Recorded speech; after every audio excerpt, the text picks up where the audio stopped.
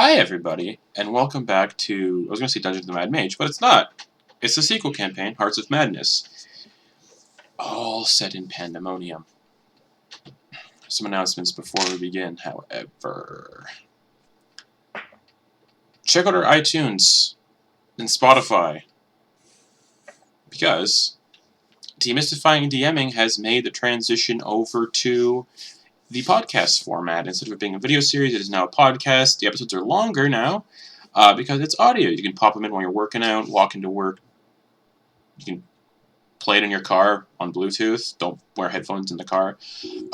And listen to Sam, who everybody knows from, Beneath the Tide. He played Ash and Henry, and he's the DM for Soldiers of the Lich Queen, which I play in. And he also does this really awesome series that give you DM tips on how to be a better DM, how to do things, how to run things. And a new episode also dropped about NPCs and making better villains that don't die in the first encounter when you introduce them. So check it out. Give a rating, give a like, comment, anything that helps with the audio stuff. Because who knows what we'll do with the audio stuff in the future if it's a viable option. Maybe audio-only campaigns. Maybe DM roundtable discussions where people just sit around and talk about D&D and stuff with topics. I don't know what could happen in the future. Yes, the future. And also, no Curse of Strahd game tomorrow night, unfortunately, still, because I am out of town. That game will reconvene December 12th. And then, probably no more Curse of Strahd games until the new year. So, it's... That is if we don't kill Strahd. Let's do it! Yeah, so, it's going to be interesting. You'll see what happens. With that... And also, next Wednesday at 10:30 p.m. Eastern Time, there will not be a regularly scheduled Beneath the Tide game, because instead, at 10:30 Eastern Time p.m., next Wednesday, we're playing a Christmas one-shot, where everyone's playing little Christmas gnomes that they've rolled up for each other in the hunt for Santa Claus, who's gone missing on Christmas Eve. So it's going to be interesting. I'm very excited to see what everyone has rolled for each other. So that's going to be fun. So tune in for that for our Christmas one-shot. If you want to watch last year's Christmas one-shot, it's called The Other Reindeer, and it's on our YouTube channel. But it's episode 11 or 12 of our last main campaign, before we streamed, before Garrett was a part of the whole thing. So it's a really weird episode to watch because it's in the middle of a campaign, and it's canonical, so it's weird. But that was last year's Christmas one-shot. This year's is more of an actual, one-shot. So stay tuned for that next week. It's going to be a lot of fun. That's it for announcements. Bam! Alright. So, without further ado, you guys are in Pandemonium, the plane of madness. And you guys found a settlement being guarded by two men. Well, not men, but I'm human and a gnome. Humanoids. Who offered you guys safety and respite inside this settlement beyond this barrier that was disintegrating, rocks being flung from the winds. Should you guys complete an errand for them? And that errand was to go to a nearby cave and basically figured, hey, why did our last adventuring group, who we send out to get food for us, disappear? And hey, if you can, bring us some food that we eat, because we eat varts, little purple gnome-like creatures. You guys took up the offer, went to the caves, encountered some strange spiders covered in humanoid eyes that could spit acid and had acidic webs that would melt things, but also had this weird psychic kind of area effect emanating from their bodies that caused a lot of fun stuff to happen, in which both Auggan and Menchu were killed in the encounter, but because Pandemonium is so strange, there was no need for a cleric, and both of them were brought back to life, succeeding in their resurrection rituals.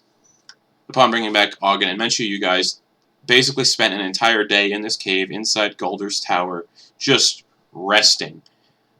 taking a very, very well-deserved rest because you guys have not had a day off yet.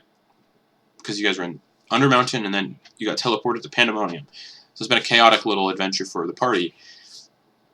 After you guys rest, you looted some of the cocoons that had a somewhat interesting set of loot in them. Melody found a spell book full of necromancy spells. And you guys also collected a bunch of Vart bodies and headed back to the barrier of the settlement. The guards let you guys into the settlement, and as soon as you passed through the barrier, you noticed that the wind and everything had died down, and you were actually surrounded by sweet, blissful silence. No more howling winds. And because of that, that is where we are going to pick up the session this week. All right. So we get inside this bubble, and it's a community, society in some type of cave or just in a bubble. So it's a massive cave system, and spanning miles upon miles, it looks like. And the buildings are actually carved into the rock itself. And just people wandering on their blabbering to themselves, laughing hysterically at nothing. And about a mile away in the center of what you can assume is the center of the settlement is a large tower with a kind of beacon-like light glowing at the top of it. Okay, so this settlement is like, so we were walking on, let's say, a flat plain or whatever from the river Styx, and we came upon what is it, like so this cave is inside of a mountain, or is it like a cave that goes down? It's a cave inside a cave. Pandemonium has just appeared so far to you guys, just like a massive cave. Okay, so so outside, right? So what we could see, because when we were outside of the dome, the disintegration dome, we could still not only see 10 feet in front of us, correct? Correct. Now you guys can actually see, because there's also light kind of bobbing down the streets and stuff.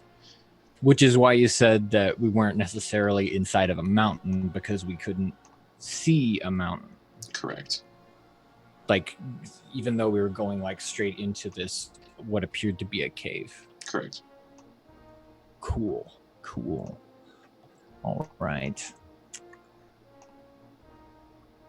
I don't know about you guys, but I really gotta find some place for some spellbook supplies. And I imagine y'all might need to find a few things as well. Need a shield. That would be nice. You know, in the interim, Auggan, I'll loan you mine if you don't mind. Just carrying around this little thing. And Melody will hand Auggan his shield. Oh, thank you. And Melody's armor class is now 16. And So pretty good. goes back up to 18.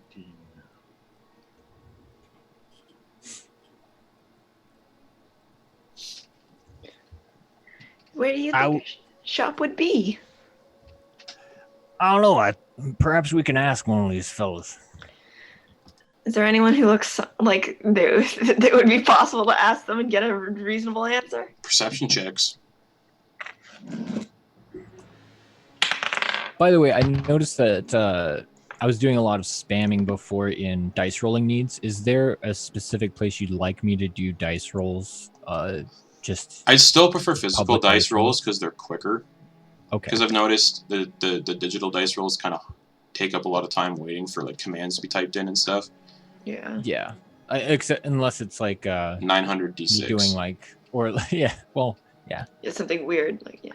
All right. 9 for me. 9. Plus 15. 15. You said perception? Yep. 21. All right, you see a relatively sane person, kind of leaning up against a building, smoking from a pipe. But the pipe's kind of got like two bowls sticking out of it, and each bowl's got different kind of materials in it. He's just like Oh, there we go, fellas. completely bald human, My guy no knows what's eyebrows. up. Melody lights up his own pipe, long stem, trots over there. Hey, friend, you know these parts well? Yep. Could you tell us where we might find any points of interest in this settlement? Yep. Well, there's the Purple Worm Inn. That's a couple streets that way, and he points to, well, to his left. Mm-hmm. Go that way. Purple Worm Inn. If you want looking for an armory, it's just across the street from the Purple Worm Inn. You're looking for the Sharpened Hall. But a block to the east of the Sharpened Hall is the Fortune's Take. That's a magic shop. That's about the only points of interest, unless you want to go to the center of town and go to the Bleak Cabal headquarters. Bleak Cabal? Yeah, That was the guards, Our wasn't it? guys. yes, those are the guards No, outside. right on. Yeah, That no, big yeah. beacon building in the middle there. Yeah, it's So, where, it's where the council of the Bleak Cabal, hang out. Thank you, sir. My name is Melody Buford Forrester. I don't remember mine. Oh, that's a shame. Is there a name for this town? Yeah, Madhouse. Madhouse. That's Right an on. interesting name. How you feel about head? That's a personal question. That is a personal question. But I feel like we're exchanging information. I could give you a gift. Perhaps that gift might be a name. Head.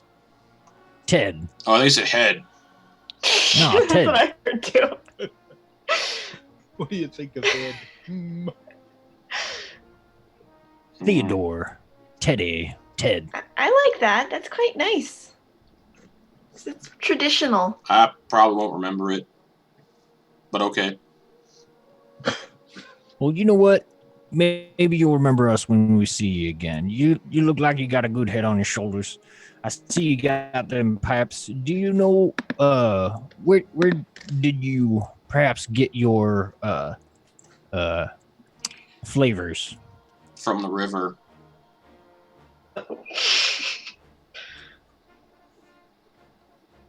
All right. They're souls. All right. What's that like? Yeah, it's alright. You have any? Can I buy any off you? Melody. I mean, I have a coin. Has souls in it. Melody, do you really think you should be smoking souls? Would you mind if I? Would you be willing to sell some to me?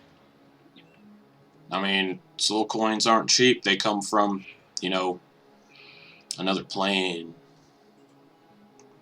Oh wait, you're saying you would give me some in exchange for a soul coin? No, I got a soul coin. Oh, what are you smoking? Souls. Okay. So what's a soul coin? It's a coin that's got souls in it. A bunch of souls or one person's soul? Just a single soul.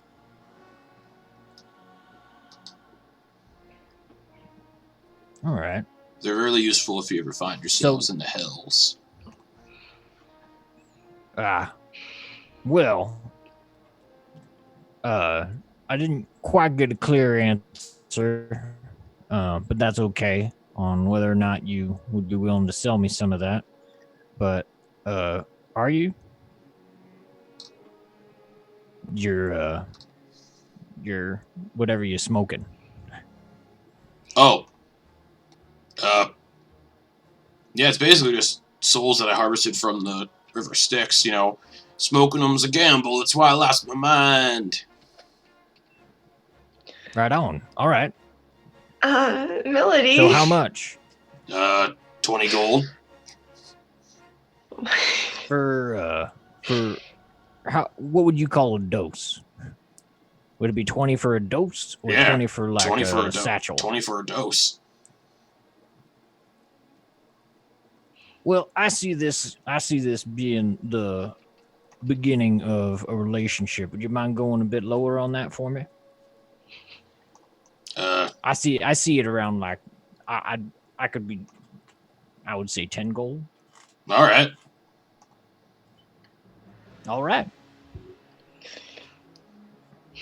And I'll give him 10 gold. All right. He pulls out this kind of bag and pulls like a wispy like blue thing out of it and hands it to you.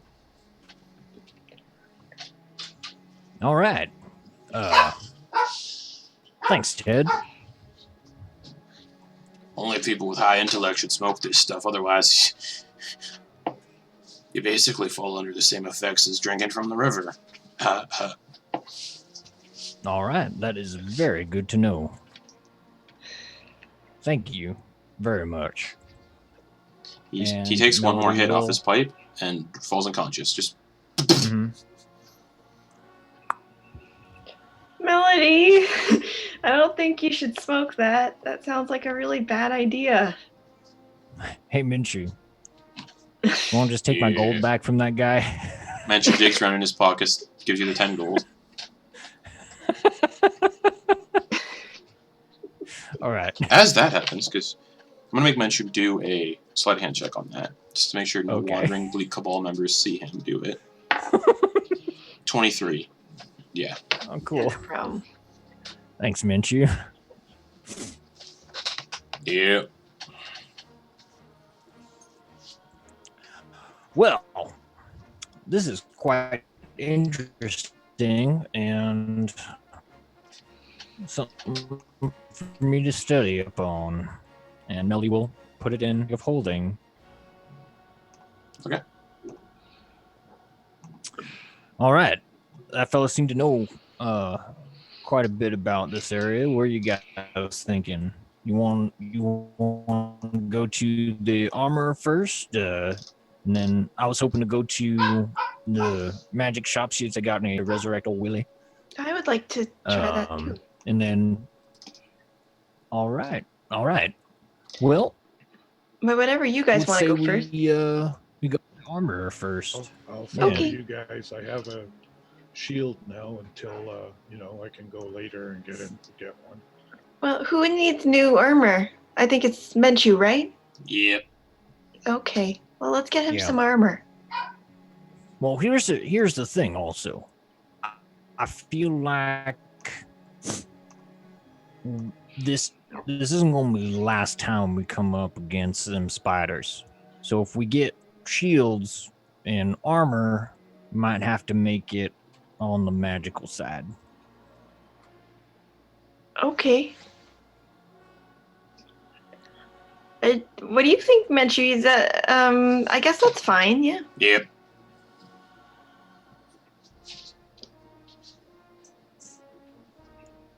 So do we go to the armory shop, or do we go to the magic shop then? Well, that's actually a good question. I imagine we're walking while we're talking about this. Yeah. I suppose we could check out the armor and see if he's got some magic stuff going on already there. I imagine you would have some charcoal, which I could definitely use for some components to my spells. I imagine he might just be giving that away. But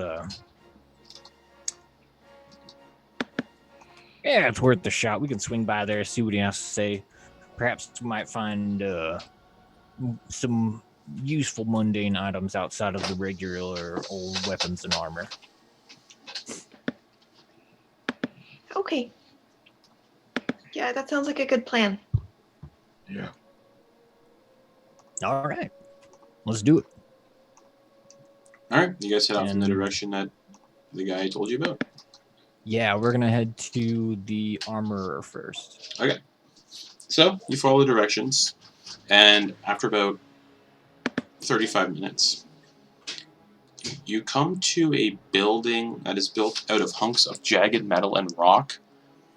And it's built into the wall. And you notice the door of the armory is about 10 feet up off the ground. And the only way to get to the door is by scaling a 10-foot ladder. Oh, What's going Wonder on why- here? Ugh. Melody's just kind of looking at the ladder, like, what is going on here? And you'd like to just give it a look. Cool, give me an investigation check. All right. 15 plus 9, that's 24. It's a wooden ladder. This is a very seems sturdy question mark. Yes. Yeah, all right, looks good. After you, Auggan. Okay. Climb. Is the door open or what's going on? It's just an open doorway. There's no door whatsoever. does it lead to like a ledge, or does it lead straight to the door? Straight to the door. No ledge. Oh, so that's gonna be tricky to. Yep. Get to the Open. top of the ladder and kind of crawl in the door, I guess. Okay. Stand up, look around. All right. You look around. Follow Get after. out of the way for these other guys to come up. All right. Looks like a standard armory. Behind the counter of said armory, you see a creature that stands about 6'4" and is wearing armor made from the flesh of various humanoids. The creature is an albino gnoll with bright red eyes. His left eye is covered with an eye patch, and the left ear is missing amid a series of severe burn scars. He also wears a cloak made from what appears to be human skin and is slightly moldy. We all at the top now? Yep. Okay. Oh, what was the name of this shop again? It was called the Sharpened Hall.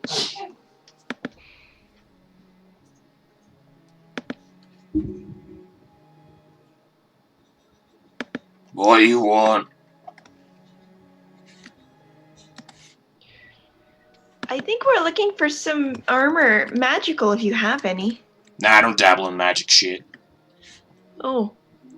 Well,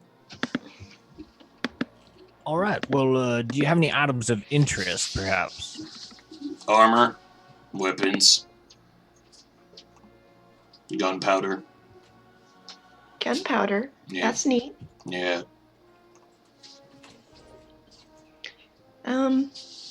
Is there anything we actually need here? Then do you want to buy armor and then get it enchanted by the wizards? Next No, door? it's not a wizard. Hmm? It's not a wizard that does it. Yeah, I know, but if we buy it from you, we could find someone who does. Yeah, the magic shop nearby. Yeah, that's what I mean. Oh, who? You say not a wizard. Who? Could you give us some information about this person? Name's Morphan. What's your name? Gracken. Bracken. So you want anything? You're just gonna ask questions. I'm trying to figure out where the best place for us to buy the things we need is.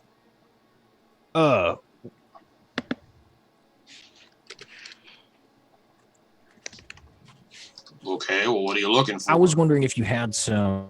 I was wondering if you had some charcoal or perhaps incense. Nope.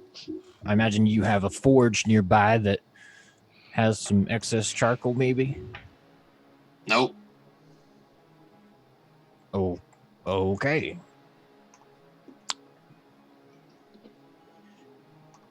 That's a shame. Do you know where we might be able to find that would the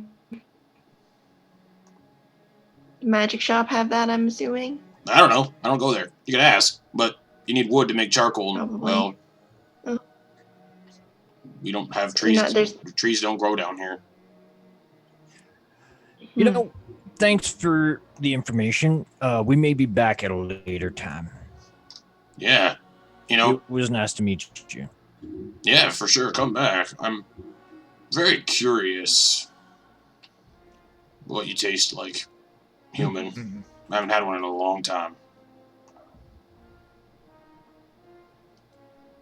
Well, you seem to have a lot of experience with them, so I don't see why you're so curious. I imagine we all kind of taste the same. Not really.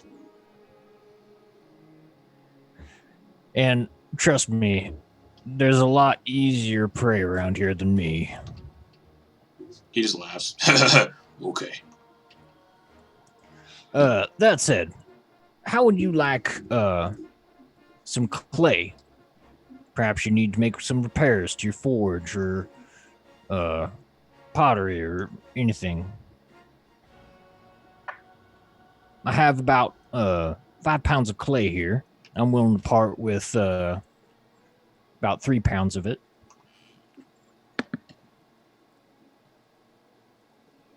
All right. Yeah? Yeah. What's it sound like to you? What's a good number for you on that one? 2 gold. Yeah, you know what?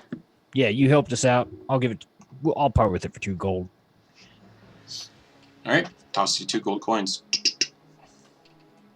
Okay. Or, yeah. And then I give him 3 pounds of the clay. We found this in an archmage's dungeon. Not sure if it's got any magical properties, but I'm sure a smart fellow like you will figure it out. Okay. How about you guys? I'm thinking I'm pretty much good here for now. I'm fine. All right. Last thing. How much for a shield? Don't sell them right now. All right. See you. All right. See you later. Bye. It was nice meeting you. Yeah. Bye. And he goes back to kind of his work. His thing he's working on is like a black stone kind of like sphere, and he's pouring gunpowder into it. Interesting. That sounds fun. And he starts to screw a cap on it and puts a wick on the top of it and sets it aside. Classic, like Zelda bomb. Yeah, it's just like Saturday morning cartoon bomb. It says POW on the side. By the way, guys, I'm still glowing neon green for 4 days. Oh yeah. Yep. All right. Nice. Oh, what was Menchu's resurrection thing? I don't remember. I don't think his had any effect. Wasn't it Wasn't there something with the unicorn? Oh yeah, no, that was a wild magic surge. I don't remember what happened. Okay. Yeah. That was pretty neat. All right. You know, we are out of the elements, Rylie. Yeah. And while I was in the tower, I happened to learn something from that necromancer's spell book. Yeah. And I think I might be able to get you around this town in style. Yeah. Melody starts performing a ritual spell. Mm-hmm. You see him kind of walk a circle around you. Okay. and like every 2 minutes he pats you on the top of the head. Okay. And meanwhile he's puffing smoke all around you. And And right at the end, he takes a huge puff, and with the muffled, because he still has a lung full of smoke, he does a muffled whistle. And appearing right under your legs and right between your legs and lifting up is a spectral unicorn. Melody! I didn't know you could do this. This is great. Can I keep her? For the next hour, it's all yours. You're the best, Melody. I just let it stroke its neck. Thank you. You know what? No problem. It's the least I can do. Now I have a fairy and a unicorn, and I pop Cobb out. Make a dex. Oh no, never mind. You're not in the wind.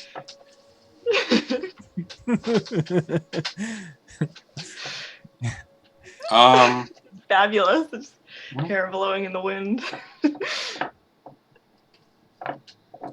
All right. Running. All right. Let's mosey on to the magic shop. All right. Oh, and by the way, it is to scale for so it's like one of those mini horses. It's like a mini unicorn. Oh, and so it's like my size. So yeah. That's adorable. Yeah. And I'm just like trotting along with my little unicorn and my like fairy right behind me. Yep. So you guys continue on. The little unicorn trotting around. People are just looking at the unicorn. You see a guy kind of sitting in an alleyway looking at the unicorn and licking his lips. Just like, delicious. And eventually, you guys make your way to a shop that looks like a giant chest made from carved stone and wood. And there's a sign hanging on the front of it that says Fortune's Take.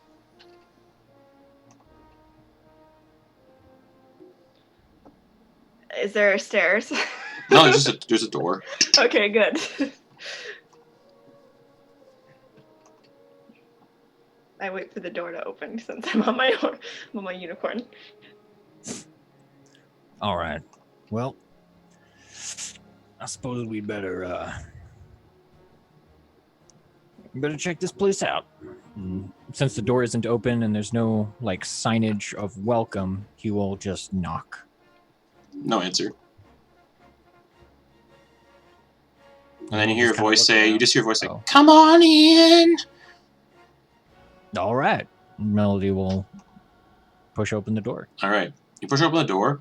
The inside of the shop is wet, humid, and everything looks like it's covered in a layer of saliva, minus the glass cases where objects are being held in.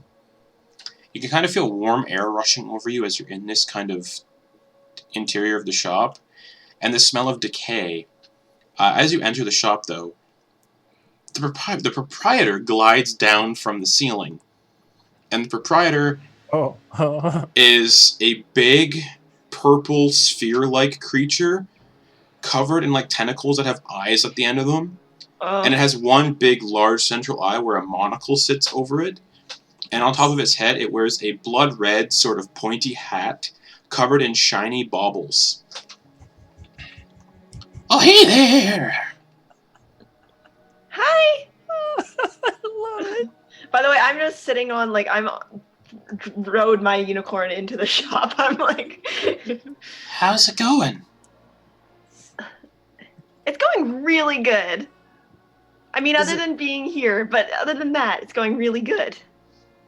This is a most interesting establishment you have here. Thank you. What is your name? Morphan. Morphan. My name is Melody. Nice to meet you. Melody. Yes, Melody Buford Forrester. And the eye stalks are kind of like darting around, kind of looking at each and every one of you and like looking you up and down. And these are my friends. Hi!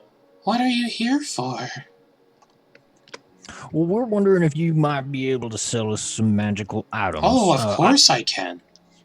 I also have a need for spellbook materials, paper, inks. I don't know if I have that kind of stuff, but I can definitely look. We also need charcoal and. I don't have charcoal. You don't have charcoal? Do you have any incense? No. No. You don't know where we might be able to get that? Not in Pandemonium. Well, that's really not good. I mean, I don't know where in Pandemonium, but I mean, not here at least. Oh, okay. Well, hopefully we'll be able to find some. Rylie, I do have some incense, just not enough to bring a familiar back. But the thing is, I'm a little bit worried about that. But I do have all kinds of stuff. Just so you know, this creature's it's large. It's a very large creature. So the interior of the shop is big enough to easily allow him to move around and glide around the shop. Melody, you would know this creature probably because you've encountered its undead form in Undermountain. This is most certainly a beholder. Yeah. Neat. I have all kinds of stuff, currently on sale right now. I got some potions. I have a really cool bag. I have boots. I have a wind chime. I have a deck of cards and some goggles that let you see in the dark. Those goggles might be helpful. Do we have anyone who can't see in the dark? You, right? But do we have anyone else? I don't know. I'm not in your party. I'm not talking to you. Oh. Auggan's got that drift globe, right? Yeah. The goggles would be less conspicuous. Auggan and I are. Both of you. You know what? We might be able to swap. I might be able to take that drift globe. Be the tail end. Though, I mean, I do have a higher perception, I imagine. I mean, I do have good eyes that just can't see in the dark. Yeah. So I don't know. I don't know. What do you think, Auggan? Like my drift globe, but goggles might be handier. I also have a deck of cards. What does the deck of cards do? Lots of things. Lots of things. It's on sale too. It's pretty cheap. Yeah, you can cheap play. Is it? 225,000 gold. That's a lot. Yeah. How much are the goggles? 500 gold. They're more in our price range. Not mine. But I also sell, in case you're cards, that's pretty steep. Well, based on what they can do, it's pretty cheap. What about the potions? Well, it depends on what you're looking for. Are you looking for a potion of healing, greater healing, superior healing, or supreme healing? What about the greater healing? What do they do? I mean, I know what they do. How much are they? 200 gold each. Okay. I don't know how much we have. Superiors are 1,700 gold, and the supremes are 20,000 gold each. Or 17,000 gold for superior, 20,000 for supreme. 20,000. How much are the regular? 40. 40. Okay. Pretty. That's good price. I mean, Take 2 of them. Well, guys, we are down to 1 healing potion. I could give you guys a deal if you do me a favor, though. What kind of favor? I'd say maybe I could give you guys 50% off of all future purchases. What would we have to do? So my brother went a little crazy and keeps destroying the mushroom gardens that I use to create my potions. So my stock of healing potions is pretty low at the moment. So you guys, if you do buy some today, you might clear me out of said type. You'd be helping me greatly if you help me deal with my brother. If we do that, can we also get some health potions from you for free? Sure, I can toss in 5 potions of healing. I can toss in the rest of the potions of healing. There's 5 of them. So that would be all of the ones you just mentioned? Well, just 5 of my potions of healing. I'm not going to throw in the more potent ones for free. Okay, but the regular ones. Yeah. Okay. Well, I don't know. What do you guys think? Do that. Yeah, I think that's a good idea. Tell us about your brother. His name's Sewell. School? Sewell. S-U-U-L. He's been destroying my mushroom gardens that I use to make potions. How does he do that? Yeah, I want you to kill him. Want us to kill him? Yeah. He's ruining my business. How is he destroying the mushroom gardens? He's eating them. And your brother... Just because he's hungry? I don't know. He just eats the mushrooms. Your brother, I'm assuming your brother is the same sort of... Is what you are? I'm not really sure exactly. What do you mean what I am? Well, the same sort of, you know... He looks like you? Yeah, he looks like me. He's pink. Oh, nice. I like pink. Oh.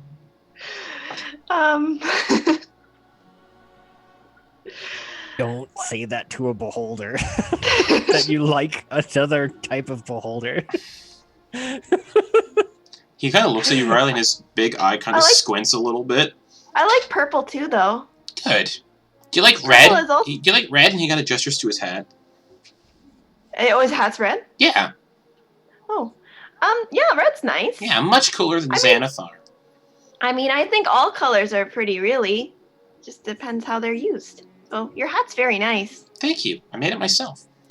Oh, well, that's really you're really talented. So where can we find your brother? Oh, I can send you there whenever you guys are ready. Oh. Wait, and he kind of like glides over to you, Melody, and starts to sniff you a little bit. Hey, buddy. You smell like a wizard. Uh-huh. And he's like just puffing on his pipe. If you do this for me, I can let you have access to my teleportation circle in the shop's basement. Teleportation circle? Yeah. Huh.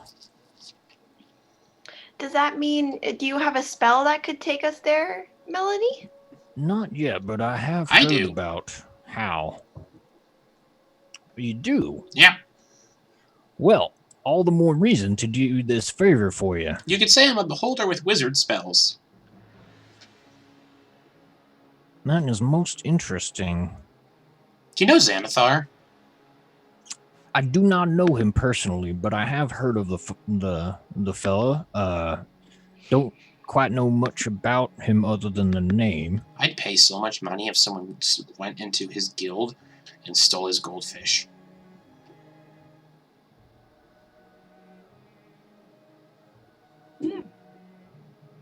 Well, maybe someday. Perhaps. That sounds like an interesting thing. Well, and Melody just kind of stands up straight in front of this thing as it's like right looking like right in front of his face. Well, team, are we all feeling good? Like, your brother, I imagine you would take us, you would teleport us to his location? The beholder nods, so his entire body just kind of shifts. Yeah. yeah, I'll teleport you there. And I imagine your brother would see us as hostile immediately upon our arrival. Probably. Right. Have magic.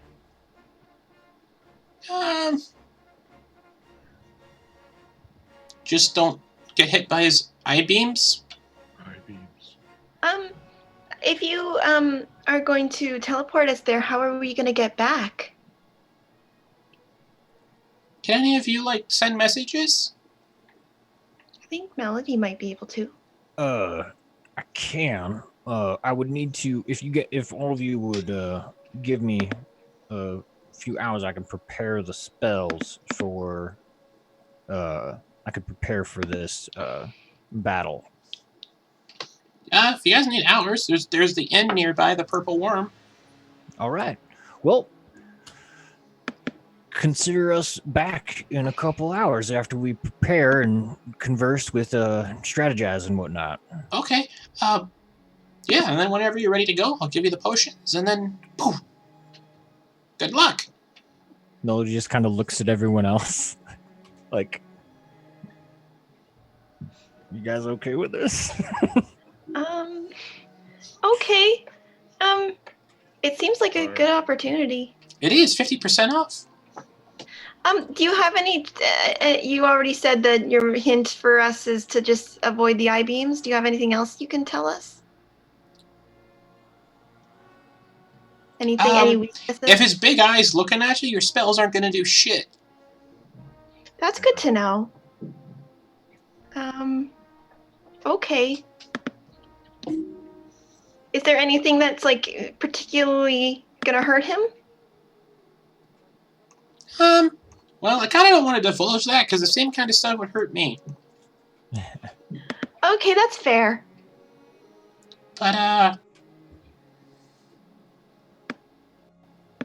I just ask because, you know, the more we know, the more likely we are to get him. I'll say this, we can't be knocked prone. Oh, okay. And we're really perceptive. Okay. Good to know. All right. Thank you. Yeah, okay. Yeah. So are we going right now then? I also buy magic items too, so if you guys ever want to unload when you come back, I will happily purchase things. I can also, just so we can kind of have a working kind of partnership here, I can craft magical equipment. I will have the price if you give me the supplies. No supplies are given to me. I charge full price. All right. Cool. And I can also enchant things, so... I have another question. Bargain, I suppose. Ooh. Not bargain, but would you be willing to give us some of the health potions now so that we can use them in the battle? Well, I mean, we were doing that. Yeah. We're gonna go to the inn first, and then we'll be back. Oh, I see. Yeah. I see. I'm giving you guys the potions before I, send you away. Oh, okay, good. I just wanted to make sure. Oh, wait. Right. Okay. I can just cast spells to talk to you guys. What am I thinking? Well, we will see you in just a moment. Okay. And he kind of, like, glides into the back of his shop. And eerily enough, the back of the shop, like the back kind of entrance into the back of the shop, looks a lot like a throat. And he kind of just glides back there. And you see a kind of a tongue rise up and serve as a door. Yuck. Yeah, the shop, you can put the two together. The shop is definitely a very big mimic. I imagine that the floor is like... Squishy. It's a mouth. Oh, but I mean kind of... Sticky? Yeah, it's a little... But it's not fully adhesive because the mimic is not trying to eat anybody. But you get the idea. Trying to rob from this shop, very bad idea. Wasn't planning on it. Yeah. Speaking of tongue doors, is Keith still following us around? Yeah, he's just screaming. He's like, where are we? Yeah, Keith is still here. Actually, Keith's like, hey, this place seems familiar. This whole settlement. Oh, my memories are coming back. Oh my god. Let's keep going. Oh, okay. Maybe I'll get more. Maybe I'll get more memories. Are we going to the inn? Yeah, I know where that is. Oh my god. Oh, okay, Keith. And he races out the door, away? waddling away. Just Quick, Keith. I canter after him on my unicorn. Auggan just walks fast. Okay. You guys move a couple blocks away, and eventually you see. Oh. Yeah. What's up? Oh, okay. Suspended to a wall using stilts and homemade support beams is the corpse of a dead purple worm. And there's like buildings, and there's like you can kind of see like where they've built onto the purple worm like little additions where actual like wooden walls are. But the entrance into said tavern is the purple worm's gaping maw. And Keith just runs in, just... Yeah, as Keith and Rylie and Menchu are running, Melly's gonna kind of tug Auggan back. Like, Auggan, how you doing, buddy? Hey, Milk, how are you? I'm doing just fine, but I also didn't die recently. I'm okay. I'm green, though. Yeah, you are indeed a verdant green.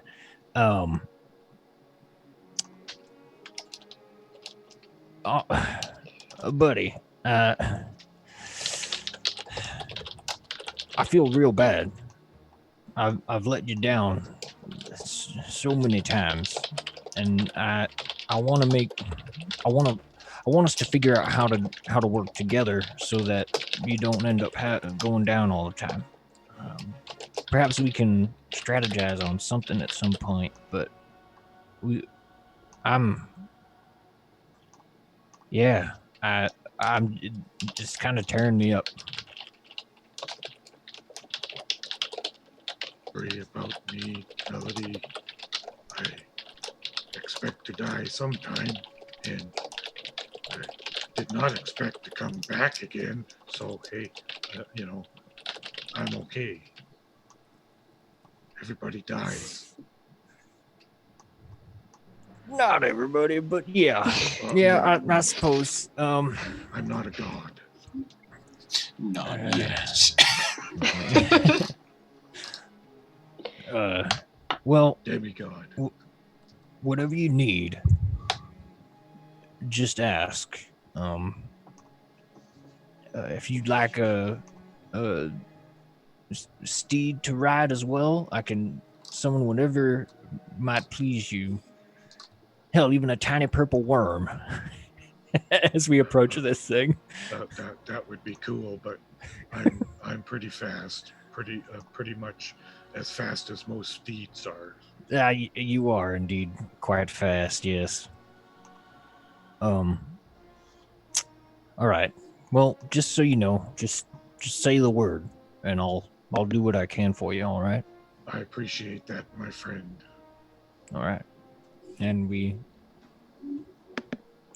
go to the inn. Okay. You guys enter the inn through the gaping maw. The tavern smells like death, and the floors are thick from mucus that is seeping up from beneath and through the walls. There's a decent amount of people in here drinking weird concoctions and kind of washing the counter. You see a figure that stands about 3'4". They're wearing a flayed black traveling cloak with a necklace of interlocking rodent bones. There's a filthy, gore-stained bandana on top of their head. The figure has blue-gray skin and resembles a small dwarf. Tufts of white hair curl out from under the bandana. The figure lacks pupils and an iris, and instead just has large, uniformed white eyes. Their fingernails and toenails are stained black with filth. Hi. Ah! Hey, I'm sorry. I didn't mean to frighten you. What the fuck do you think you're doing coming in here and going, hey! I was just trying to be friendly. Jesus Christ. So what can I do for you? Why are you here in the Purple Worm? Oh, well, I think we were looking... Are we looking for a place to stay, guys? Yeah. So how much would a room cost? Oh, it's about 1 gold piece a day. We are the only inn in Madhouse. Oh, okay. So I guess we don't have a lot of options, huh? Not really, unless you want to sleep in the streets with all the crazy people and the murderers. No, we'd rather not do that. Okay. How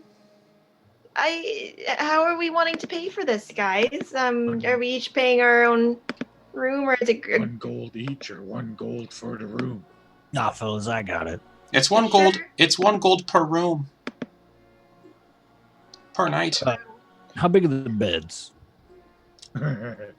Oh, they'll fit you and the goblin and the halfling and whatever the fuck that thing is. And he points at Keith.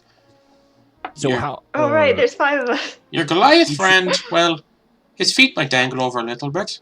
How many beds are there per room? Just 1? Usually 4. 4 beds in a room. Oh. So then we can take 1 room, I think, and I'll share with Menchu. Yeah. Okay. Alrighty. So yeah, it's a gold piece per night. How many nights do you plan on staying here? I think just the 1 for now. You know what? We'll go ahead and give you 5. We really only plan on staying for 1 night, but this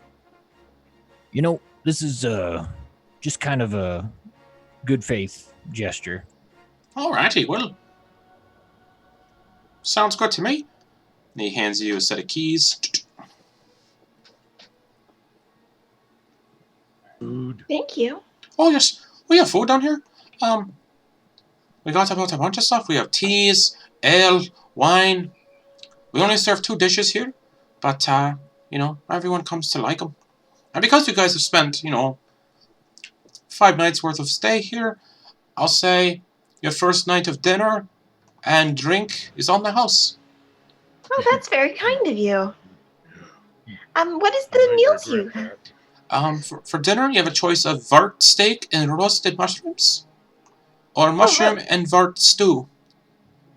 Sounds good. I'll have both. Okay. And for drinks, we have Styx tea. It's tea brewed from the water from the river Styx. And a little bit of mushrooms that I grow in the basement. You can also get mycelium ale. It's ale made from mushrooms, gathered from all over Pandemonium. And we also have wine made from mushrooms. And some of the mucus gathered from the, well, floor and the wall. Very nutritious mucus. It's purple worm mucus. If you don't distill it right, it's quite poisonous and can kill people. And, you know, we add a little bit of sugar to that, you know, to make it wine. I'll have 2 of those. Do you put any of the water in anything other than the tea? No? No, just okay. You see somebody in the corner drinking from a teacup, and every time they take a sip, they just cackle loudly, and then silent, and they drink another sip. No, I kind of. Do we have this thing going, right? The talking to each other in our heads thing. That's up, right? I believe we did it right when we went inside at the end of the last episode, last session. I think I did it. Okay. Since we were inside, I think I re-upped on it. Melody, do you want to take some of the wine or whatever you're going to drink and test it for magical properties? Oh, yeah. Okay. Okay, I think we're going to have, like 1 bottle of wine? Sure, why not? No, I'm asking my friend first, sorry. Auggan looks around to see if he sees anybody drinking ale. Yeah. Are they doing anything weird? Nope. Auggan wants ale. Okay. So, yeah, ale for Auggan and... Mushroom ale. How big are the bottles of the wine? Standard wine sized. Okay. Could share one for now and maybe get another one if we Generally, need it. the wine's only about 10 silver pieces, and the ale is about 2 silver pieces, but since you spent so much money to stay here, oh, right. on the house. Thank you. So yeah, he puts a bottle of, he hands you guys, those too. yeah, he hands you guys 2 bottles of the mycelium wine and 2 bottles of the mycelium ale. Okay. Thank you. Very nice of you. Mushroom beer and mushroom wine. It's a fine establishment you have. Thank you. Auggan drinks down the first. Oh. It tastes like it tastes like dirt, but not like mushrooms. Yeah, it's dirt, umami-ish, kind of like truffles, but nothing happens to you. It's just kind of what beer would that be? What imagine what beer made from mushrooms would taste like, and there you go. Mm-hmm. It's gross, but whatever gets in there. Alright. Okay, well, unfortunately, I have work to do, so, and he goes back to maintaining the bar. Is there, like, a table or something we can go to? Totally. Yeah, unless you guys want, Look around, this is like a tavern. Yes. Okay. Yeah. Perfect. Lower floors, tavern, you assume the upper floors are the bedrooms, the inns. All right. So, fellas, I got a couple things that I have to prepare. Right now, I'm working on getting rememorizing stuff for a fairly simple spell, Fog Cloud. It might obscure this thing's vision, but it would also obscure ours. I might be. Oh, what? Keith pipes up a little bit. Well, didn't Morphin say that it's got an anti-magic eye, so what if it looks at the fog cloud? Wouldn't it dispel it? See, that is the interesting thing. The cloud, once conjured, isn't magical. It's just a cloud and can be dispersed by wind and whatnot. What if it farts? Then the fog would be dispersed. Huh. Melody, what do you know about this kind of creature?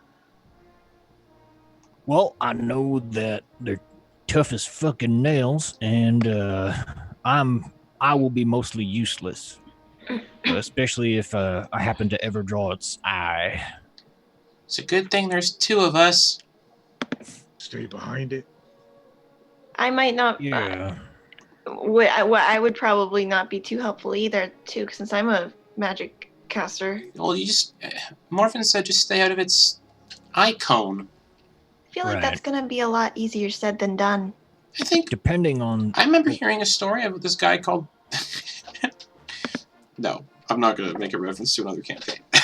Okay. That fight was so much fun.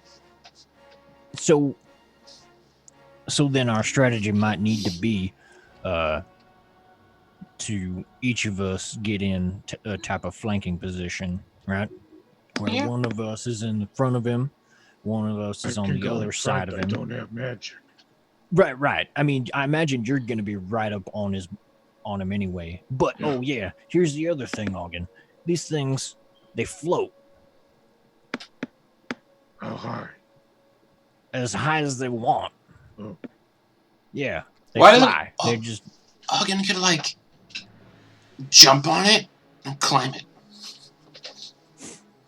Mm-hmm. They might get in the way of its eyes. That might not I look mean, good. it looks like... She said iris. What are iris? Yeah. Morphin had, like, a bunch of these tentacles that had eyes Yeah. looking in every direction. Like... yeah, them things are mighty dangerous. They there's one very particular one that you want to watch out for, and it disintegrates. You'd also know there's another really bad one, too. That is basically instant death if it reduces your hit points. So yeah, actually both are pretty much instant death. Never mind. Yeah. There's two There's a instant death few. ones. There's two basically instant death ones almost. Once we're disintegrated, we can't be brought back, yeah? Unless somebody has True Wish. True Resurrection or a Wish spell. Or, yeah. But it's not Which- like the pandemonium stuff that's going on. That might be a little different. Yeah, Yeah. because Yeah. you're just dust. By the way, Justin, Howdy. since we didn't have like diamond components, would you have said that Melody's efforts to create certain things and using health potions were essentially replacement materials to bring someone back as like the kind of sacrificial materials in the resurrection? I imagine Melody's thinking like that was probably a one-time thing anyway, but like It was probably a because one-time we thing don't anyway. really have access. We don't have access to like diamonds and stuff. Right now he's thinking of a whole bunch of other stuff he might be able to sacrifice if anybody dies again. Like what could be, what would be? Pandemonium's chaotic. I guess you're gonna have to find out. Yeah, exactly. All right, but these are the things going through Melody's head. Anyway, If you were, so we got this fog if cloud, either one of you was a cleric, you might be able to gather information. But yeah. no one's a cleric. Nope. Killed all my Uh. clerics. Yeah. Yeah. And a paladin. And the paladin, yeah. Yeah. So I don't know what stuff will be effective on this. I believe most of my spells will just bounce right off it. Do you know? So I think my best bet is to perhaps put down a nice fog as cover and augment you fellas' abilities in some way. I can help too. What sort of things can you do? Well, strangely enough, as my memory's coming back, I can cast up to 5th level spells. I can summon. Oh. I can summon demons for some reason. That's That interesting. might be useful. Oh, we are practically brothers then. Also, I was a wizard. I think I told you guys that. Yeah. Yeah. I think You ever heard mentioned of the school of sanguimancy? If I gather the root word of sanguine, then is that like blood magic? Yeah. Dang, that's hardcore. That's pretty fucking metal. Yeah. it. Metal. I don't know why I know that. So that's interesting. I could cast jump on someone, and Auggan could just soar through the air and land on it. If it's That not too sounds- high up. I could turn someone invisible.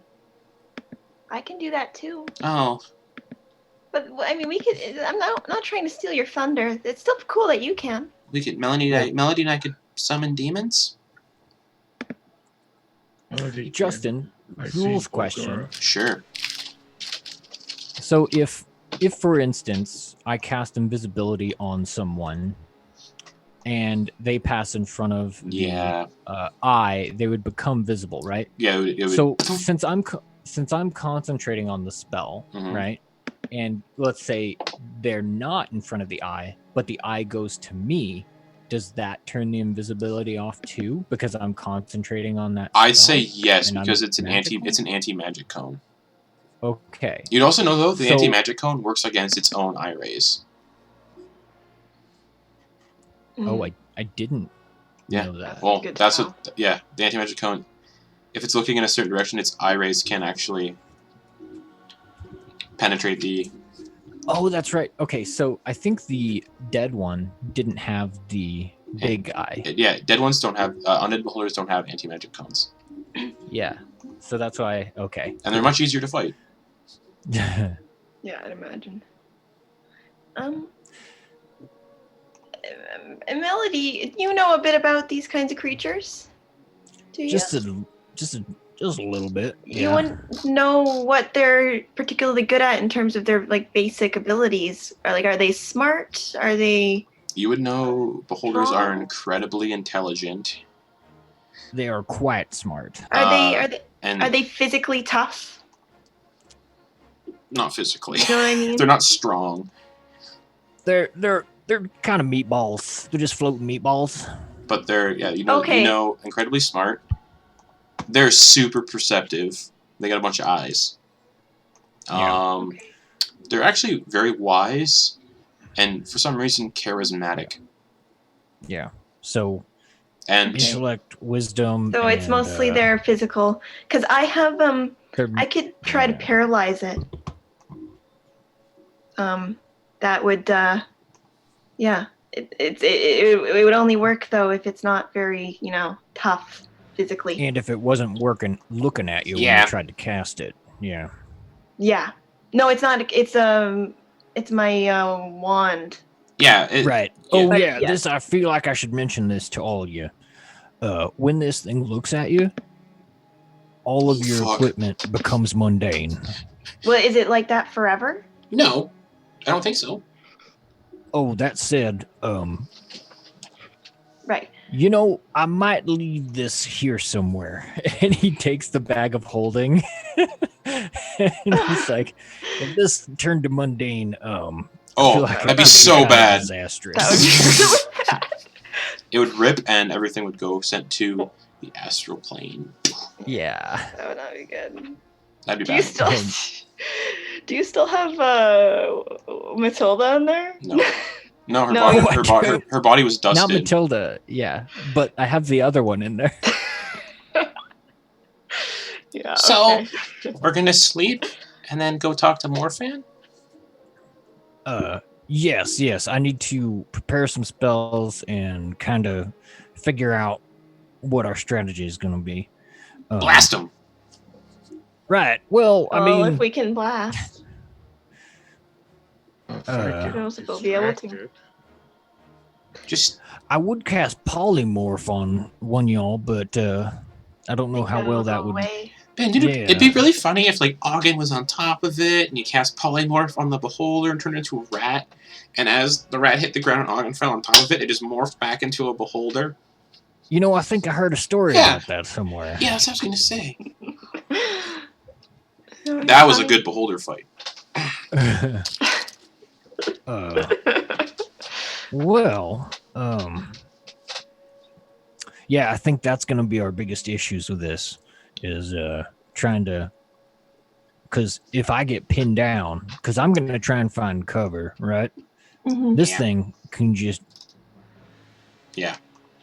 get right up next to me while beaming this anti-magic cone in my face, and I can't do anything. So, our biggest issues are going to be getting close to it if it's hovering up above, and actually drawing its attention adequately. What if I hold your hand? Yeah. And we dimension door on top of the beholder?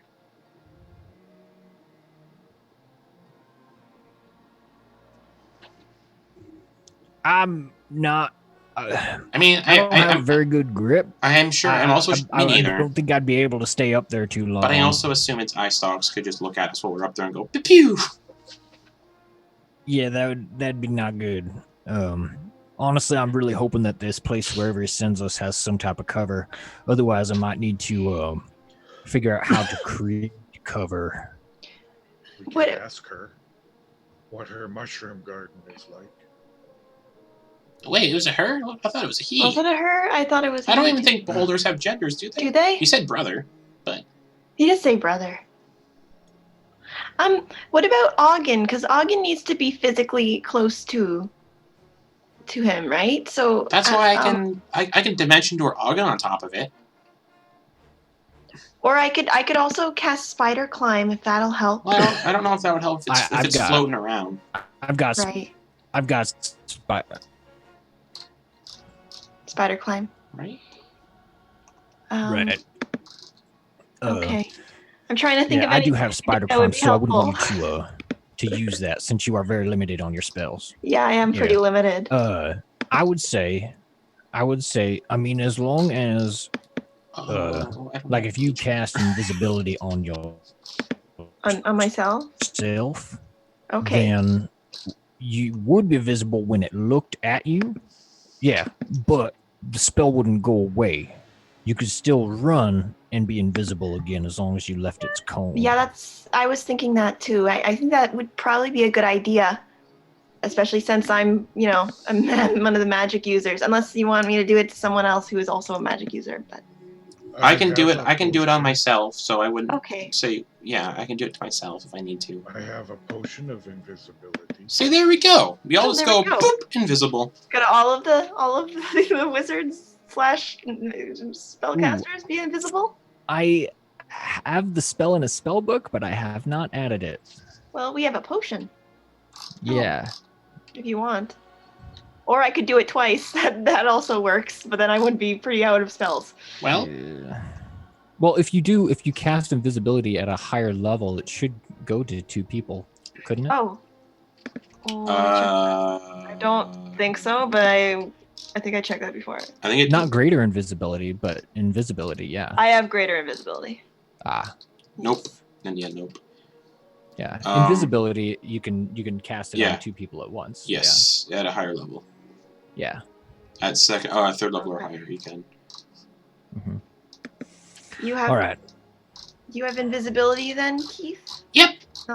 Okay. Good to know. Yep. I, for some reason, don't have mage armor, so that's exciting. Oh boy. Yeah, I'll be fine. You seem pretty squishy. That's really rude. Judging on my body type. You're judging me for that. I don't like you anymore, Rylie. And he kind of just gets up from the table and goes upstairs. Oh. I feel bad. I'm gonna next time. Squishy. I think most of us are squishy. Menchu's just like. I meant it nicely. I can shoot it. Yeah, you sure can. You're gonna be really helpful And because you don't have to be close. I could probably fly around with my cape. But it I would looks be that you- careful. Yeah. Well, good night, guys. And he waddles upstairs too. All right. Well, let's see. Oh, he has a ring of feather falling. So even if he gets dropped out of the sky, he'll be okay. Nice. Well, let's see in Yeah. the ray still. I don't know how big the ray is. All right. I guess you'll find out, huh? Oh yeah, that's right. Ah! His cloak of the bat just like drop too. It's like oh, I'm excited. Yeah, this All will be right. fun. If we Let's don't see. get immediately killed, that is. Just a beholder. I mean, yeah. Trying to It's think nothing of, too serious. How would I wonder how zombies might work against this thing. Zombies are pretty weak, aren't they? Yeah, but they'd still be there. That's true.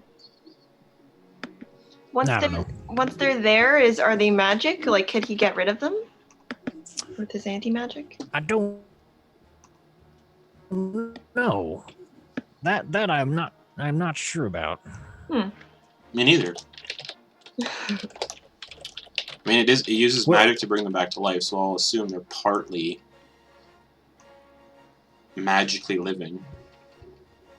So he just looks at them and just turns into corpses. Well, a part of me is thinking that the person who cast it on them, if the anti-magic cone went over them or the caster would no longer have control over the zombies. That's what I was I like that more. almost Let's go with going that. at. Oh no. All right. So if I have fuck. 8 hours, I can get myself greater invisibility. What? Nothing. I just thought of something. Yeah. Okay. Don't worry about it. Yeah. Okay. All right. Fine. I don't think I forget his name. Morphan. I don't think Morphan gave us a time limit, so he should be fine. Yeah. Oh, I don't know if I have enough. You know what? I'm gonna hold off on that. This is all. If Keith can cast invisibility at higher level, then he can make you invisible as well, like you said. Yeah. Unless you want to free up that spell slot. Yeah, that'll be for another time, I think, because that one would. I actually don't believe I have the materials to add it to my spellbook. What do you need? Paper, ink, just very, very well made paper and ink. Paper I have can a be bit of made ink. out of. You wouldn't have the right materials, Skin, okay. leather, like any old leather might work for paper, like as long as it was the skin of something. I'm sure we could buy paper somewhere, but I don't know where. Yeah. I guess probably. Well, I mean, yeah, we can make some later. Anyway, Yeah. I just it's kind of off the table. I wanted to make sure that we had our strategy down, right? Do we? I think we're all going invisible. That's our strategy. And if that doesn't work, everybody find cover and take turns pelting this thing with everything you got when it's not looking at you. But stay behind cover. Those eyes will take you out. I will try to summon a cloud of fog that might obscure some vision further. Now that would obscure our vision as well, so those that require vision to cast their spells, it would not work, and others might just have disadvantage. Okay. Okay. But that's what I got. That sounds like a start for sure. It sounds like about as Auggan, good as what a are you plan. thinking, buddy? I don't know. I think if I get in front of it and distract it, because I don't care about anti-magic, it would, my displacer robe wouldn't work, but I can just distract it if you guys can. But I can only distract the front of it then. The eyes, they look all over the place, right? I think it's probably smart enough to know that you don't need the magic. And I think it'll probably figure out that. I don't know. I've heard it's smart. Yeah. But if we're trying, though. The good news is, Auggan, that axe that you're cursed to would not be effective. That's Or, I mean, true. one, it wouldn't be effective. It wouldn't be as effective. But two, it also might not get you all frenzied. Oh, crazy. Oh yeah, magic weapons would not have their magic bonus.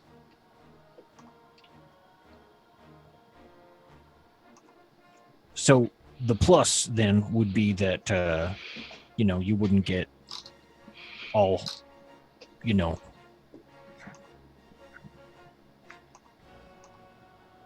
bloodlusted. Yeah. Well, if he's in the... Yeah.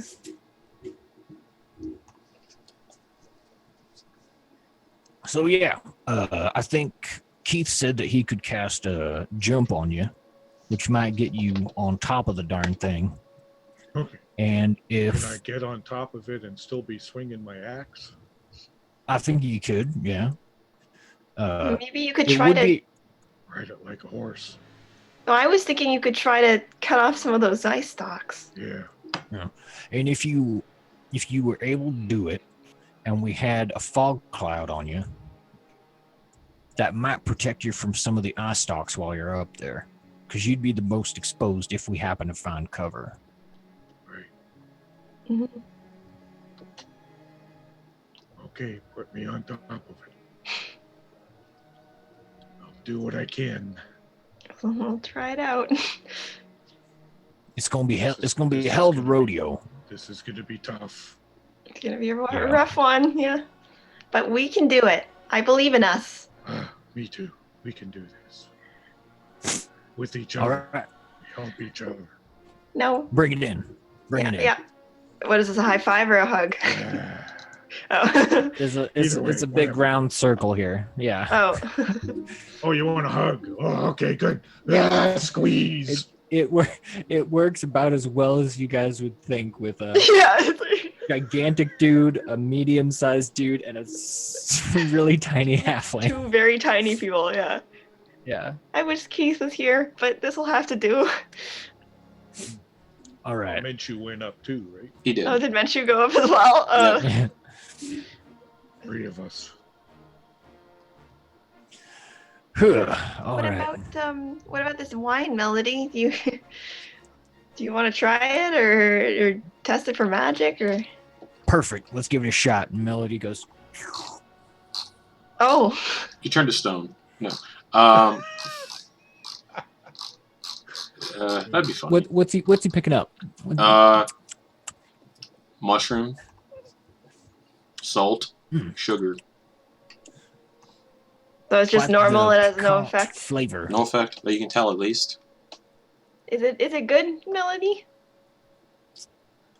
Not really. It's not a matter of good or bad. It's more a matter of, is it interesting? Some of the finer delicacies are a matter of whether they're interesting. Okay. I take And this it. is a new experience and quite interesting. I just give it a sip and go. Yeah, Then it just doesn't, give it it doesn't back. taste great. I don't know. I think it's maybe not for me. By the way, Melody still has the periapta proof against poison on, so Mhm. yeah. Oh. Wait, does it have effect on me then? Not that you can tell. Okay, good. I mean, at least right now. All right. Okay. I only took like the tiniest of sips. I understand. Okay. There is Auggan, how you purple doing? worm mucus in it. Okay. Well. Well, Auggan's plates are empty. Both mugs are empty. I'm good. All right. Okay, I guess we should get to bed. If you have any questions while you're falling asleep, feel free to ask them. We'll just try to get some shut-eye, get a good night's rest in us. oh, okay. All right. I think that's a good idea. So, you each head to bed. Are they Do already I asleep when have- we get up there? The Keith and Menchu? Yeah, they're both passed out. Okay. All right. I go to bed too then. All right. So, Auggan, Melody. Yep. Yeah, we're going to bed. All right. As you all lay down for a long rest, even though you guys kind of just had one. Well, actually, not really. You guys lay down for a long rest. We're gonna take a quick break so everybody can go pee, get some drinks, get some snacks, because who knows how long the next part's gonna be. So, we'll be back in a few minutes, you guys. So, see you soon.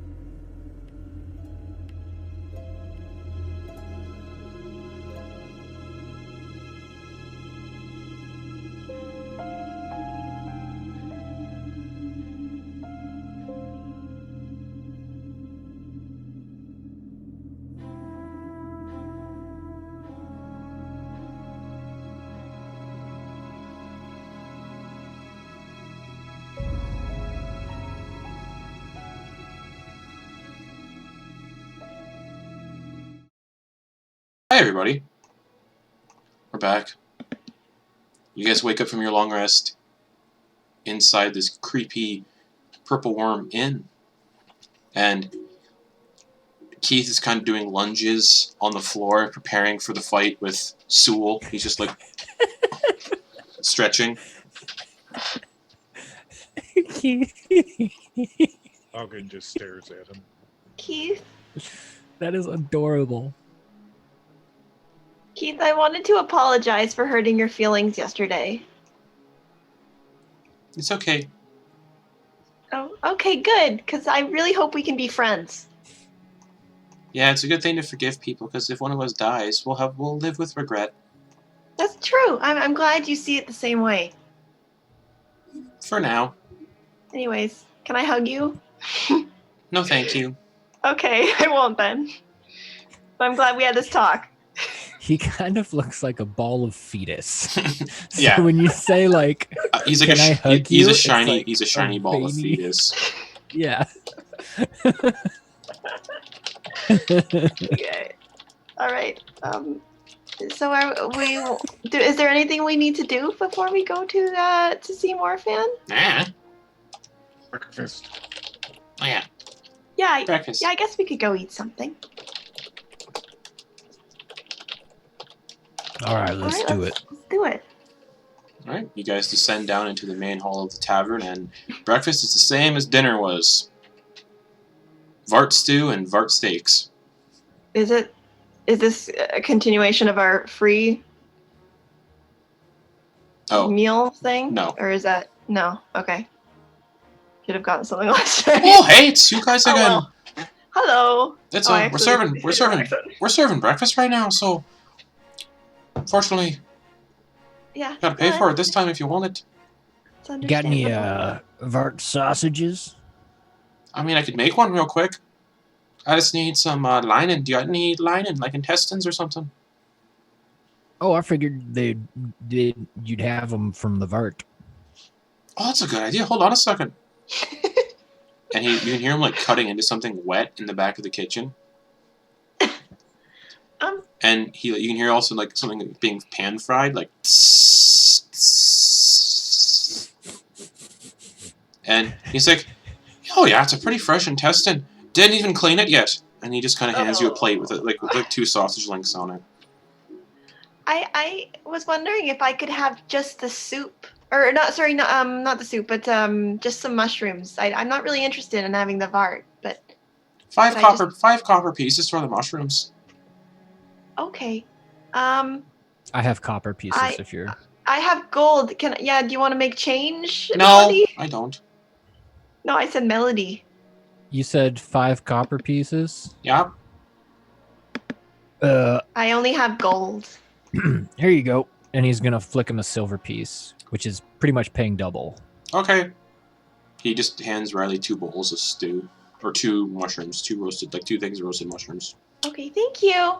Thank you, Gold Melody. stew. I'll pay you back when I have copper or 2 silver. bowls of It's a stew. silver. It's a silver. Oh, okay. Oh,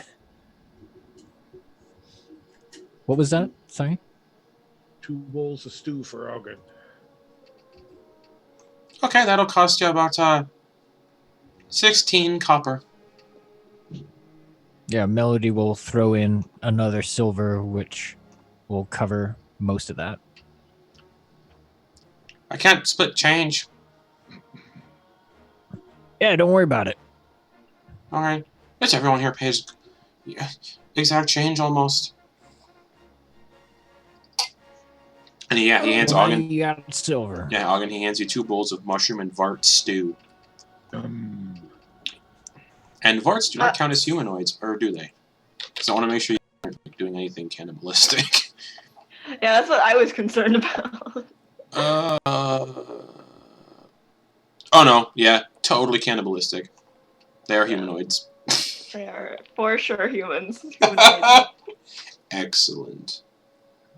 That's why I'm eating mushrooms. Yeah, so those sausages, yeah, there's still some guns in the barrel, or some bullets in the chamber, so to speak. Why would you do that? Well, I mean, I didn't have time to clean them. What do you mean you didn't have time? We got all day. Oh, that's a shame.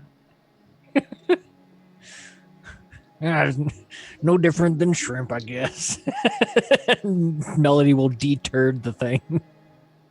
Yeah, you're deveining a sausage. Alright. No biggie, as long as it's cooked. I mean, that's why some people like that taste, that flavor in chitlins, so... People do. It's... Anyways. Vart chitlins. We're not all about...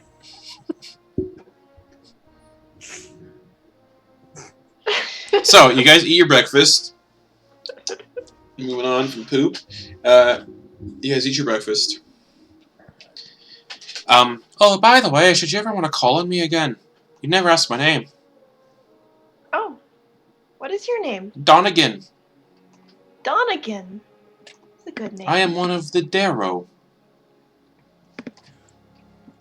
I've noticed quite a few people with memory issues. Aye? Have you happened to...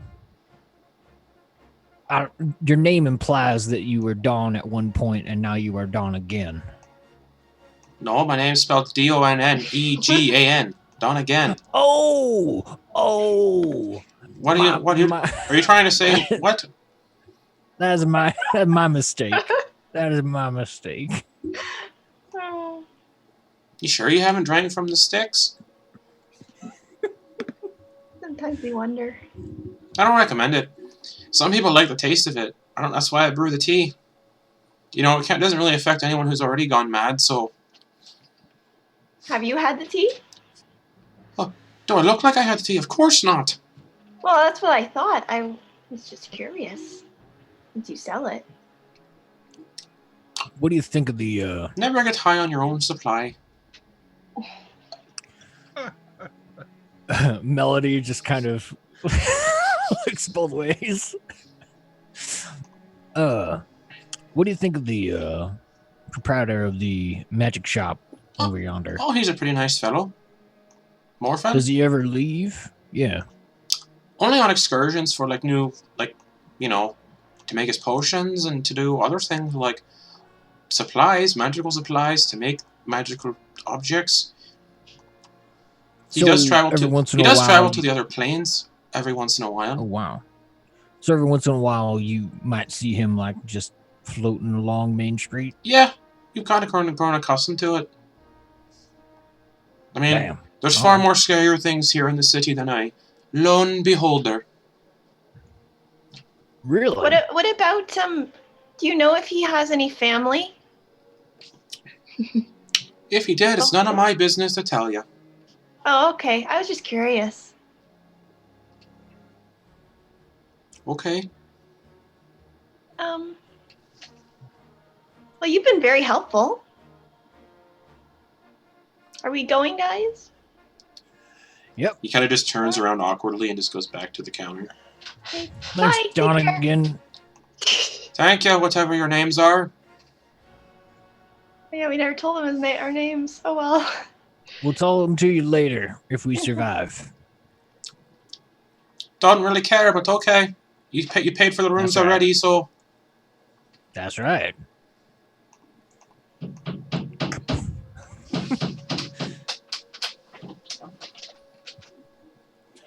I heard, knocking. I was like, what the fuck is that? No, oh, yeah, my Is that girlfriend. from yours? Yeah, my girlfriend's hanging up a wreath. Oh. So All this right. is Christmas. So... Before they leave, Melody is going to take a couple of his mundane items and put them in the bag of holding and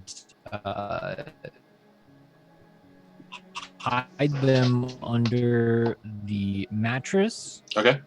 And put an alarm around them. Okay.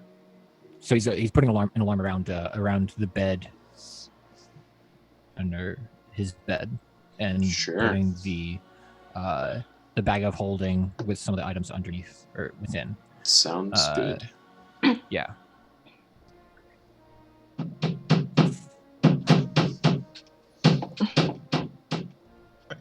Yep. This is the police. Open up. So, yeah, you finish doing that. Melody, you guys head out? Yeah, I guess. Alright, you make your way Let's back go. to the magic shop. And as you enter the shop, Morphan is this time kind of at the front counter, and two of his eye stalks are kind of like down on the counter, and he's kind of like building something. And the big center eye looks up and goes, "Oh, hey guys, how's it going? You're back. Hi. Oh, hey. How's your sleep?" It was very good, thank you. It's all right. How was your sleep? "What sleep? Oh, do you know sleep? I sleep 1 hour a day, or 1 hour a day usually." Oh, well, that's very I'll tell you convenient. later. Oh, okay. Is it in the head? Well, I think are we ready to go, everyone? Is there any last minute things? So you said you were going to give us some items before we head out, yeah? Yep. And he kind of floats over. One of his eye stalks wraps around a bag that he's carrying, and he places it in your arms, Melody. So gross. And it contains 5 potions of healing. Nice. And he All right, floats backwards to the. Actually, he does not float backwards. He stays in front of you guys. He's like, "So, All right. So, whoa, Uh, whoa. All right, everybody, focus up. How do you want to split these up? That means we have a total of 6. We have 6. Yeah. I think we should give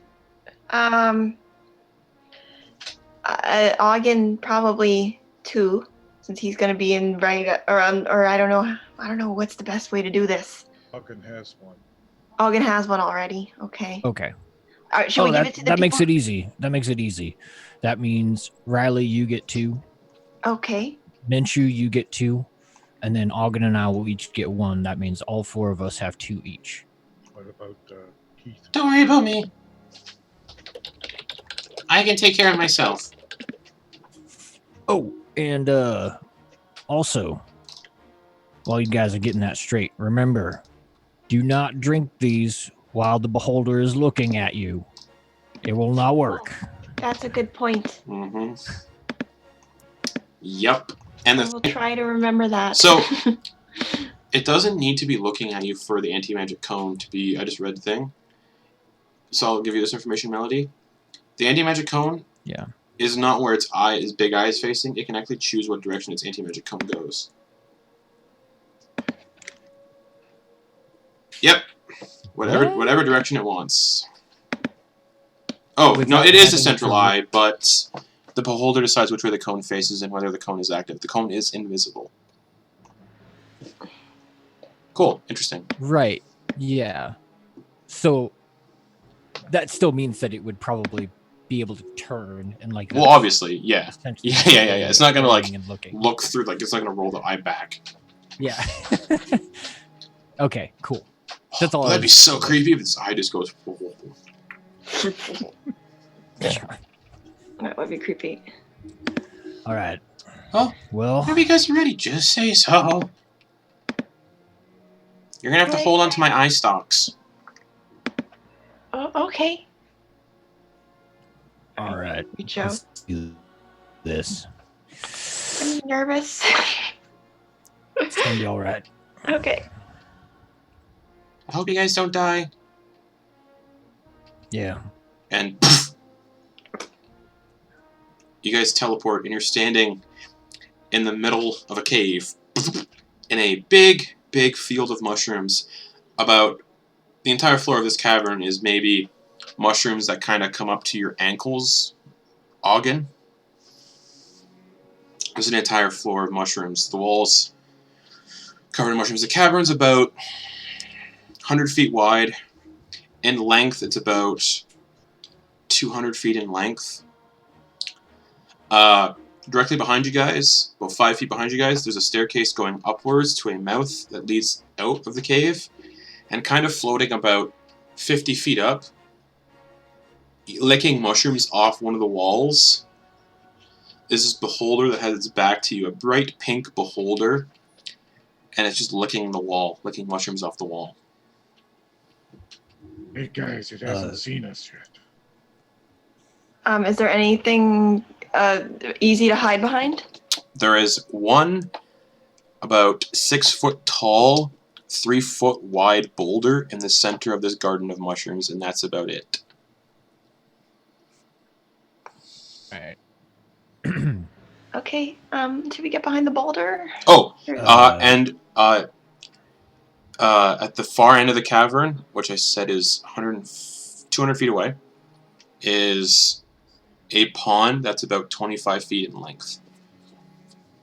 A pond? Yes. What do you mean by that? A pond. Oh, pond. Oh, okay. These mushrooms. Yeah. These mushrooms. Yeah. What do they look like? Do they look like if we disturb them, it could be bad for us? No, they just look like mushrooms that are growing. Okay. Doesn't seem really anything super special about them. Yeah, Melody will like poke one and see if the spores affect him at all. Nope. Okay. So they're up to Auggan's ankle. What would that be on me? Like my knee, mid shin? Probably mid. Not much. Maybe knees. So do they look like I could potentially, if I have to, go under them? You could probably go prone and not get seen in the mushrooms. Okay. Like you, Menchu, and Keith could probably drop prone in the mushrooms and not get seen from a distance, but if it's like hovering nearby, we'll see like depressions in the mushrooms where you guys are prone. Okay, but if it's like close, it'll definitely just see mushroom field. Or what? Okay, sorry. It's At not what looking length? at us. Can we do something to it? It's a bit far Can't away. you shoot it? Hold on. So we could. And the beholder is singing, but you guys cannot understand what it's saying. Unless Auggan would understand what it's singing because Auggan knows deep speech or undercommon. Undercommon. All right. You'd understand what Take it's it singing. away, Justin. It's just going, "Oh, tiptoe through the mushrooms," and it's just singing that on repeat. They are so sweet.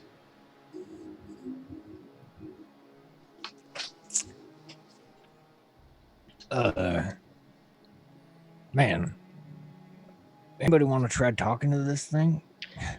That would probably be a smart first step, but I don't know. It's a bit far. It finishes licking that wall clean. It turns about not 100% around where it sees you guys and kind of floats towards another wall and starts licking that wall. Keeps still singing the same song, Auggan. I am kind of staying close to the ground, ready to go prone at any moment. Okay. Keith just like really quietly, because you didn't cast the on Keith, I don't think. And he's just like. I'm assuming we would have. I would have imagined it was this morning, so I put it on everyone. He's like, so, what do we do? Looks like there's a pond over there. So yeah, but we'd have to run under the beholder to get to it. Right. No, I'm saying like after things go to shit, that could be a spot. Yeah. All right. Inside the pond? Yeah, to like retreat. Mm. If you hold your breath, it wouldn't be able to like get to you and see anything. I guess temporarily, yeah. I mean, its eye rays could probably still go into the water and hit people. How deep is the pond? You can't tell from here. It's too far away. Oh, so the pond is kind of clear water? You can't tell from this distance either. Okay. All right. Well, if the water's murky, then you're fine. But I think I'm going to start it off with a fog cloud on our position.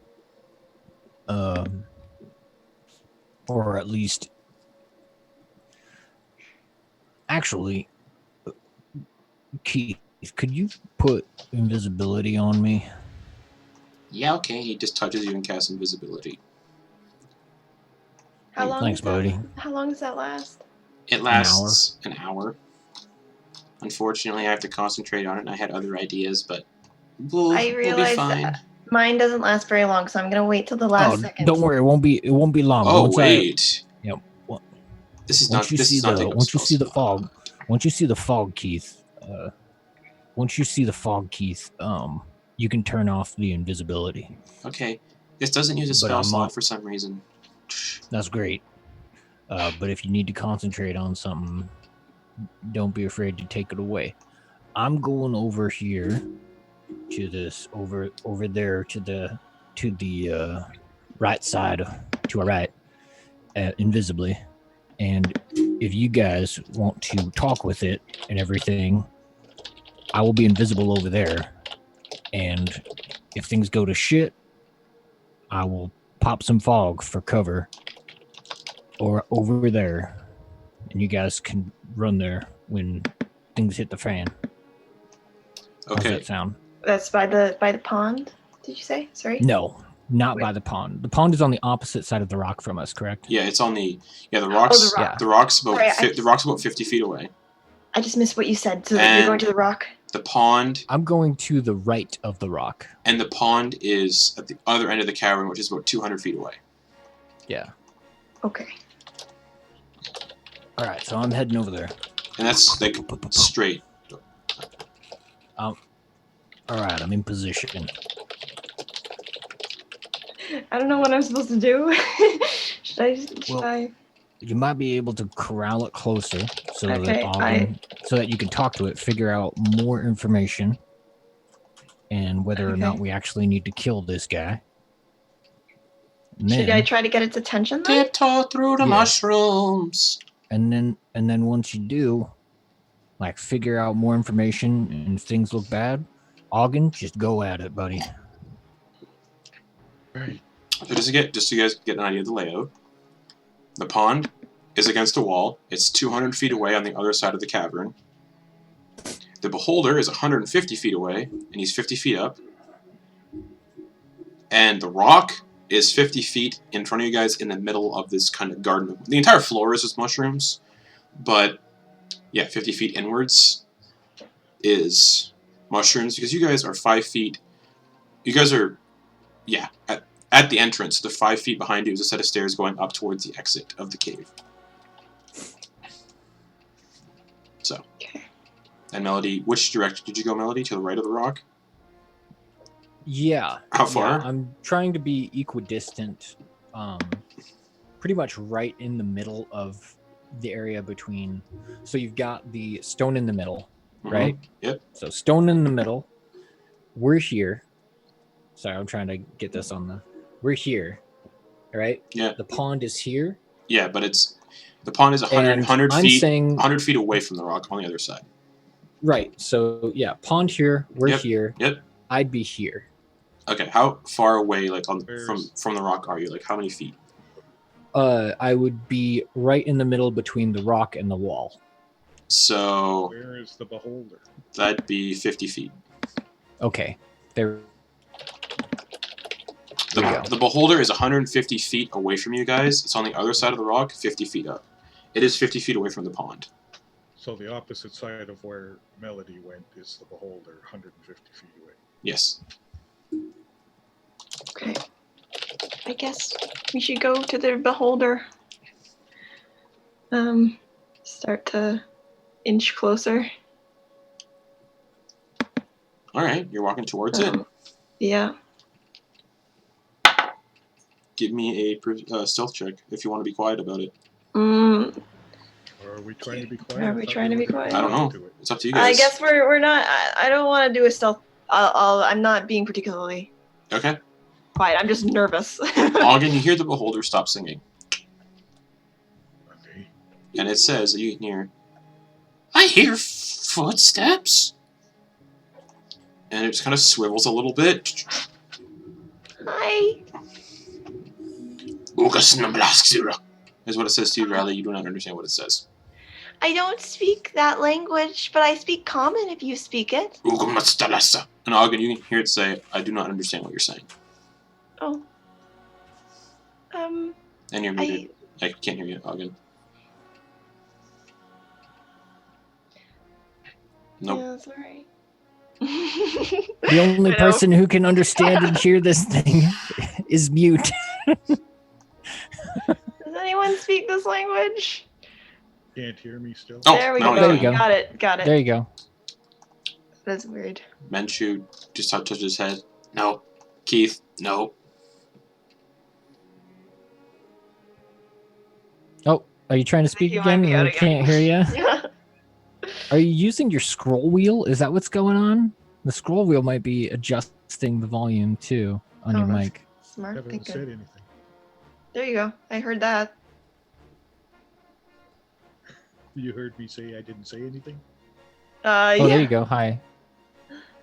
Anyways, yeah, the Beholder just says, Auggan, all you hear the Beholder say is, I don't understand what you're saying, looking at Rylie as Riley's talking. Right. And Auggan said to Rylie, he doesn't understand you. You understand him? Yeah? Tell him just say hello to him, I guess. Hello? Hello? Why are you in my cave? He wants to know why we're here, Rylie. I'll talk to Rylie in common. Melody, you wouldn't be able to hear what they're discussing either. You would just hear yeah. Okay, I get. Okay, so then, like the sound doesn't carry too well in the cavern. Then. Nope. Okay. You would just hear the That's fine. Beholder speaking gibberish. Okay. All right. Um. But I did hear what they were saying to each other. Depends how quiet they're being. Because a telepathic bond, though. Even if they're speaking They were out loud, talking to though? each other. Huh? No, they haven't been going like this, they so were I'm assuming talking they're to speaking out loud. Oh. Okay. Yeah, I've just been speaking out loud. Yeah, Okay, my bad. that's what I said. We're speaking common. When I'm speaking to Rylie, I'm speaking common.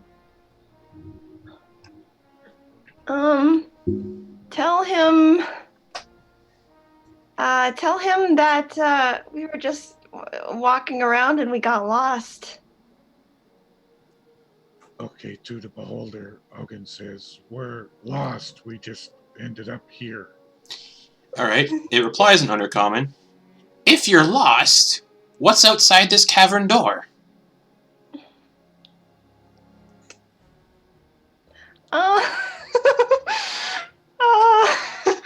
Outside. Just a guess.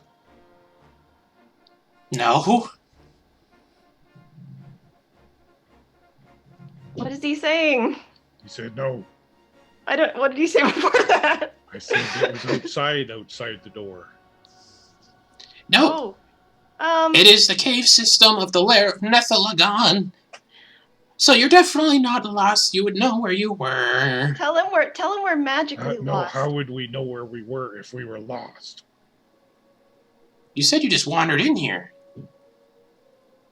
Tell him we got magically sent here. So I'm lying to him first, and now I'm not lying to him. We were sent here by magic. This is okay. By who? I don't know. Do I just tell him? I say to Rylie. Do I just tell him what we're doing? I don't know. I think our cover's kind of blown.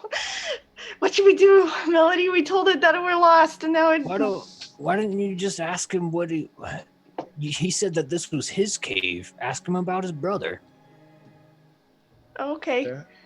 And if it is his brother, we're doing this to get more info. Oh, right? okay. Okay. Melody says to ask it about his brother.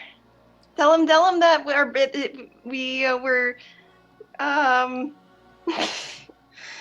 tell him we were scared that he might attack us, so that's why we said it the other way. But that really, we know his brother, and we wanted to see if he was okay.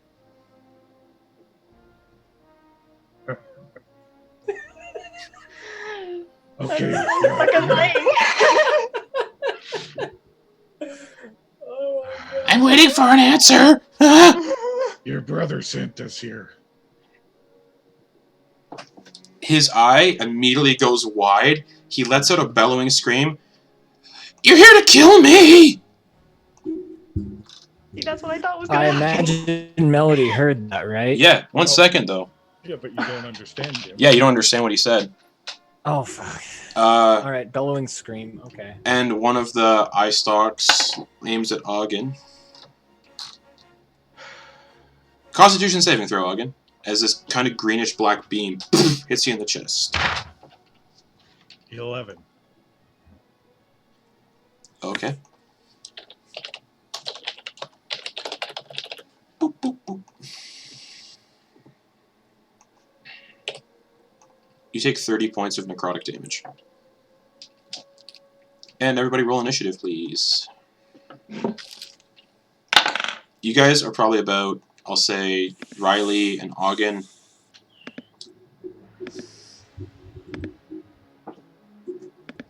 $50 feet away.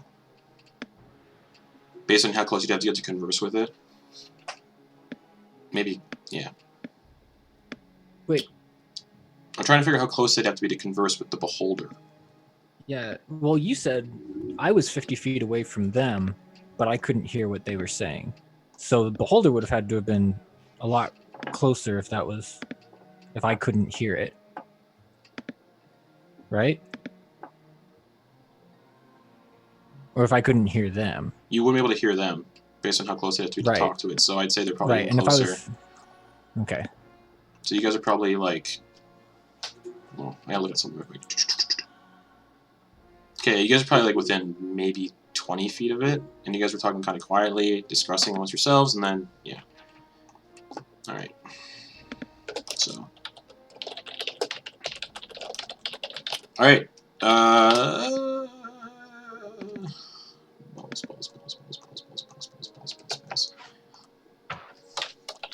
Alright. For initiative, I need to roll for... Wow. For the beholder. And for Menchu. And for Keith. Hey, so what'd you guys find out? Is that going Is through this my nose really? anywhere? Is this really the shop owner's? Is this really the shop owner's cave, or does it actually belong to this beholder instead? All right. Melody, what'd you get for initiative? 11. Okay. Rylie. 10. Auggan. 22. 22? Yeah. Okay. Auggan, what's your dex modifier? 2. Oh, 2? okay. Yeah. Yeah, +2. Okay, so Menchu goes first before everybody. Surprise. They'll go Menchu, Auggan, Keith, Melody, and Rylie.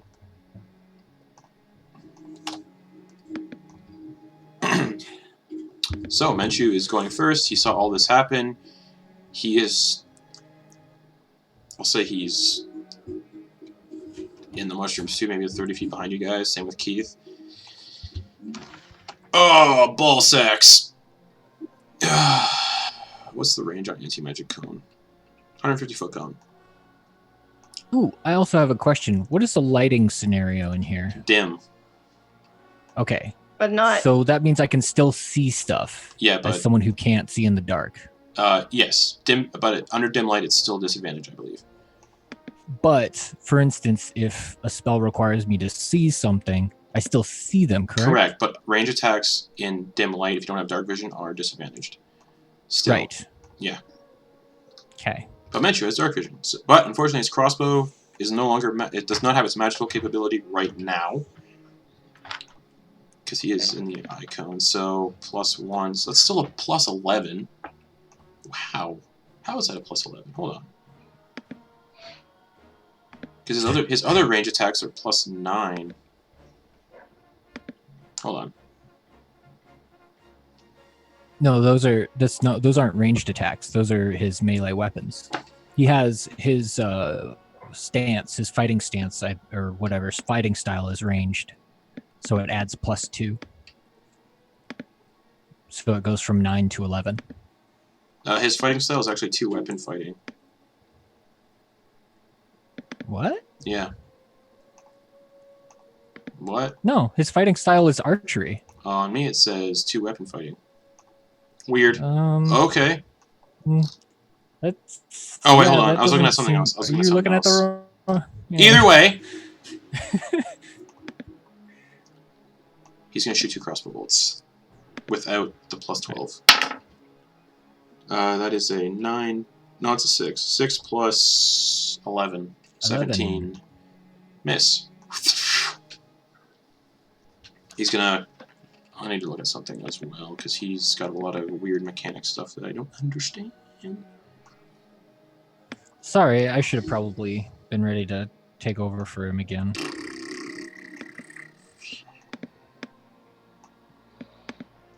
Because I need to see if he can, if he has to reload.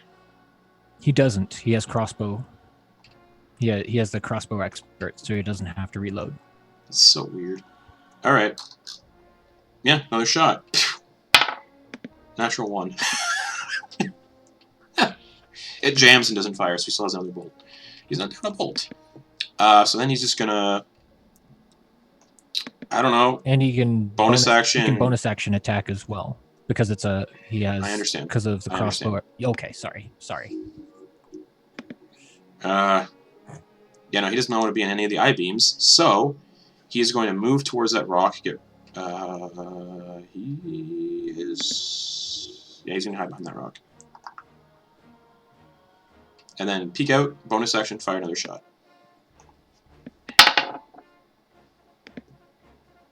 $18, that hits. For fucking 6 piercing damage. 6 piercing.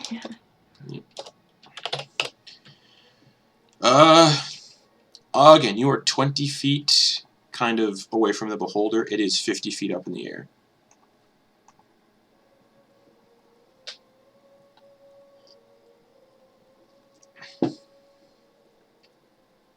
Oh wait, it's going to use a legendary action. And shoot an eye ray at Rylie. Okay. Dexterity saving throw for you, Rylie. Okay. 9. Okay. Your speed is halved for 1 minute. You can't take reactions, and you can either take an action or a bonus action on your turn, not both. You can repeat the saving throw at the end of each of your turns. So basically, you are under the effect of a slow spell. Okay. Hey, Justin. Hey. Since I was effectively holding a fog cloud spell for, like, as a reaction, essentially, like, hey, when shit goes down, I'm gonna throw this out. Mm-hmm. Would you say I would have been able to do that before combat started? I say or as it did its first attack? It would have happened as soon as it started. Like, as soon as the eye ray hit. Okay. Okay.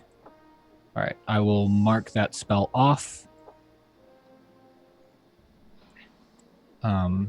And there is a 20-foot radius, 40-foot diameter around Melody. Or no, he's actually going to put it around you guys. Or no, actually he's not. Because if he did, then that would give your attacks disadvantage. So yeah, he's just going to put it around himself. So you guys have cover. You can run to it if you need. Yeah. All right, and that'll be Auggan's turn, yes. Okay, Auggan's going to hang up his great axe, pull out his heavy crossbow. Yeah, because currently you are not going to be disadvantaged with that crossbow because the effect of the Berserker axe is not in effect right now. Oh, awesome. All right. Oh. But Auggan can't see in the dark, correct? Say that again? Oh, the attack is with disadvantage, yeah, because it's dim light. It would just be regular, right?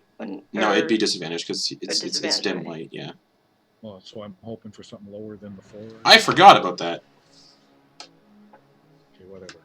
4, 10. Wow.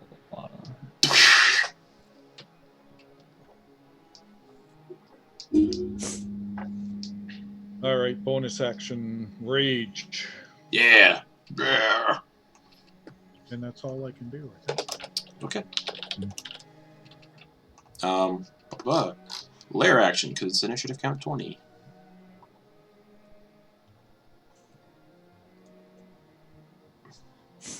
Or do I get a second attack with my bow? I don't know, do you? Sec.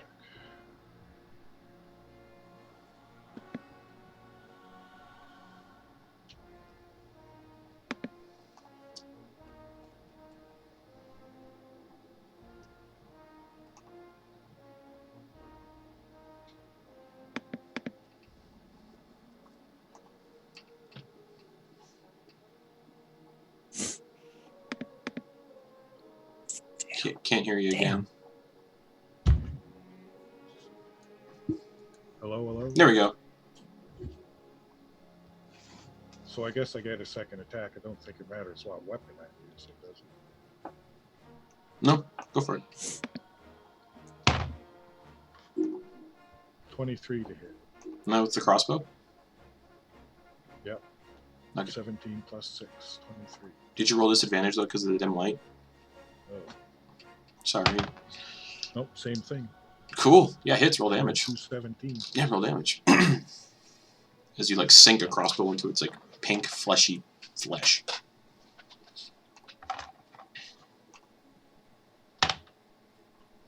Eight points of damage. Okay. Alright, now, lair action.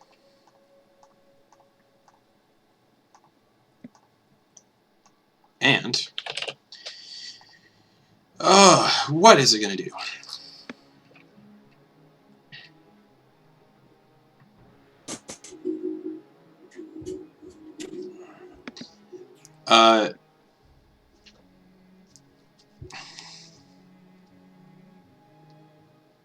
Yeah. An eye appears on that rock,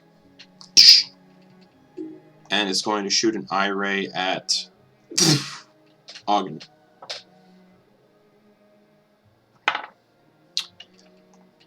I need a Constitution saving throw from you, Auggan, as this yellow ray appears on, like an eye appears on the rock and shoots a yellow ray at you. Just 18. That succeeds. This rock hits you. You can feel it, like it's the beam hits you, and you kind of feel like it's trying to like freeze your joints a little bit, and you shrug it off. You would recognize that as paralysis, and you shrug it right off.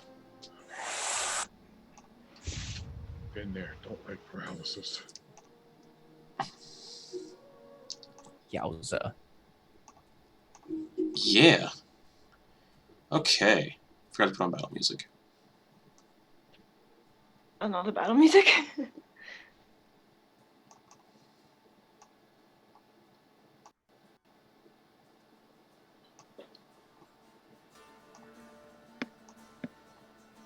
Okay.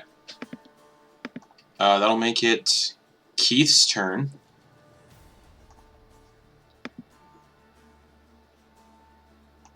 Keith is going to look up at this thing. Ah, fuck.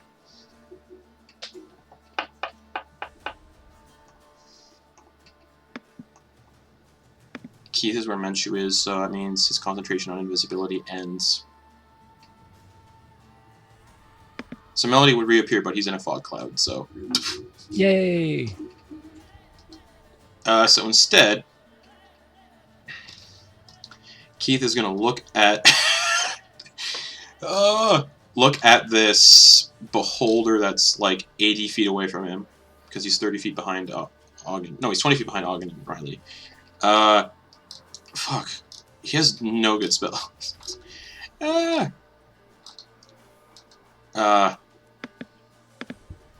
He's gonna touch you, Auggan. He's gonna like run up behind you, touch. Oh, no, because it's in the fucking. Yep. He's just gonna like sit there and go, I got nothing, and he's gonna scurry behind the rock and get beside Melody. Melody, do you feel like this squishy little humanoid like press up beside you? I'm not by the rock. Oh, I thought you were up behind the rock. That's Menchu. Yeah, that's right. So he scurries over there and hides with Menchu behind the rock. Okay. I'm just imagining this little flesh ball just going his unblinking eyes. Just little heaving chest. Yeah, that's his turn. So legendary action, the Beholder's gonna shoot another eye ray at Rylie. Oh. Rylie, I need you to make a wisdom saving throw. As this kind of purplish beam hits you. Oh, that's actually it's 13. Not great. You feel your eyelids get kind of heavy, and you fall asleep and are considered unconscious. Okay. And Auggan, you can hear Rylie snoring beside you. Oh no! Aside from being slowed from the other eye ray. So am I still slow with that? Yes. Okay. All right, that's a legendary action. Bringing Do I it get it? to. Pardon No, me. I was just curious if I get any, if I get to re-roll that save. My next You get turn, you right? get to re-roll the sleep one, or the sleep slow, one. the slow, Okay. the slow at the No, end. but not the sleep. No, the slow. No. Okay. I think you're asleep until someone gets you awake. Melody, it's your turn. All right. Well, how far away is everybody from the meatball? Since you're there about 20 feet near it, there are 20 feet in front of it, but it's 50 feet up. It is 50 feet up. Yep, and you are unmoved, 50 feet right side of the rock. I can't see it. Yeah. Yeah, I can't you see can't it. see So it. I've got, but I'm going to move 20 feet, poke my head out of the fog. Yeah, you see it. Get the bearings, see what you just told me. You see Auggan and Rylie. All right. And because the radius of this, I know it's usually good for other things, but, well, this is the life we live right now. And Melody's going to take he's going to, like, erp a little bit off on the pipe, and then and spit a tiny green orb at it, and it needs to make a dex saving throw. 16. That just fails. And it'll take 10d4 acid damage. What spell is that? Vitriolic Sphere. Oh, basically fireball, but acid. Yes. And I'm trying to find because this is one of the ones where 10d4 is just math and math and math. So roll 10d4. Boo. That's a total of 23 damage. Okay. If you want a good link to a dice roller, I'll send you one right now that I use. Oh, okay. I just do it. I like doing it on there because then it's also public and. Sure. It was 20. You said. It was 20 acid damage. Right? 23. Oh, 23. 23 acid damage, and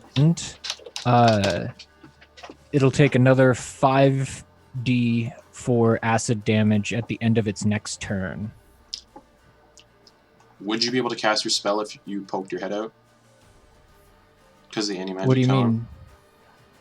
It's not looking at me, it's looking at them. But Keith was still affected and he was in your area too, roughly. What? No, I was if the okay. This map, man. Okay, so we've got this center this rock. And if this whole place was massive and everybody was here and I was here and it was like right here looking at them. Oh, sorry. The way you're doing it on cam, everything is... I have to realize everything when you were displaying things on your end, everything is reversed for me. Okay, never mind. So am I? Is it somehow? Is it still looking at me, or? Well, it'd be looking at. No, it'd be looking at you, but you're not in the cone. Oh. So yeah, it takes whatever at its next turn or whatever. Okay. So, and Melody is going to go, yikes, and use the 10 feet of movement he has left to back up 5 and then go diagonally left 5 so that it's not really obvious where he might be. He's just kind of trying to move erratically back into the fog. All right. And that will end his turn. Legendary action. Ray at Auggan. Auggan, I need a dexterity saving throw. As this gray ray hits you, just 15. 15. That fails. Auggan, you look down at your feet, and they are slowly turning to stone. You are considered restrained. You must repeat the saving throw at the end of your next turn or become petrified. Oh boy. No hit point loss? No hit point loss, just if you fail your next save, you turn to stone. Yeah. Then I think only greater restoration can bring you back. Alrighty. Thanks. Rylie, it's your turn. You are sleeping. I'm sleeping. I just nothing I can do. Just sleeping. Someone else has. You automatically fail the slowing ray save as well, so you're still slowed because you're unconscious. Yeah, makes sense. So. Okay. That'll go to finally the Beholder's turn. He's been using legendary actions this entire time. Yeah, it is going to float forward 20 feet. It's going to look directly down. So its anti-magic cone is just facing directly down on Auggan and Rylie. And it's going to make a ray attack. 3 ray attacks because it's sort of its turn. So its turn gets to make 3 at random. Sorry, it's ray, like it's it's anti-magic. But did you say it's anti? I thought you said it's anti-magic was on us. It is. It's looking directly down at you guys. Well, when I wake up and stuff, then if it's anti-magic is on me. That's correct. You would, but you're still. I wake up. But we're. Wouldn't work either. Yeah. That's right. I didn't think of that. Well, fuck. It's an intelligent creature. It wouldn't do that. So. Retcon. Yeah, definitely. So it's gonna aim the anti-magic cone away from you two, somewhere else. Probably that's gonna look towards the rock. Where the acid came from. Yeah, and the rock. It's okay. Yeah. Yeah, definitely where the acid came from. And then 3 rays are gonna go. It's gonna go at random in the fog cloud to see if it can hit anybody that's in there. Oh God. And I'm gonna roll for a percentile to see if it does hit Melody. Because there is no rolling for rays, so we'll see what happens. Is the fog cloud just? Where is the fog cloud? Is it all around? It's not around you. It's not around you guys at all. Okay. So the first ray is going for Auggan. Oh. Auggan, you'll be fine. Make a dex save. Oh God, that's the bad one. 19. Nah, it's a success. You do not get hit by this black ray that has little skulls in it. The second ray is going to go to the prone Rylie. Okay. Oh, jeez. Rylie, make a dex save as you're prone. Do you have disadvantage on that while you're prone? Where's my DM screen? It tells me all the things I need to know.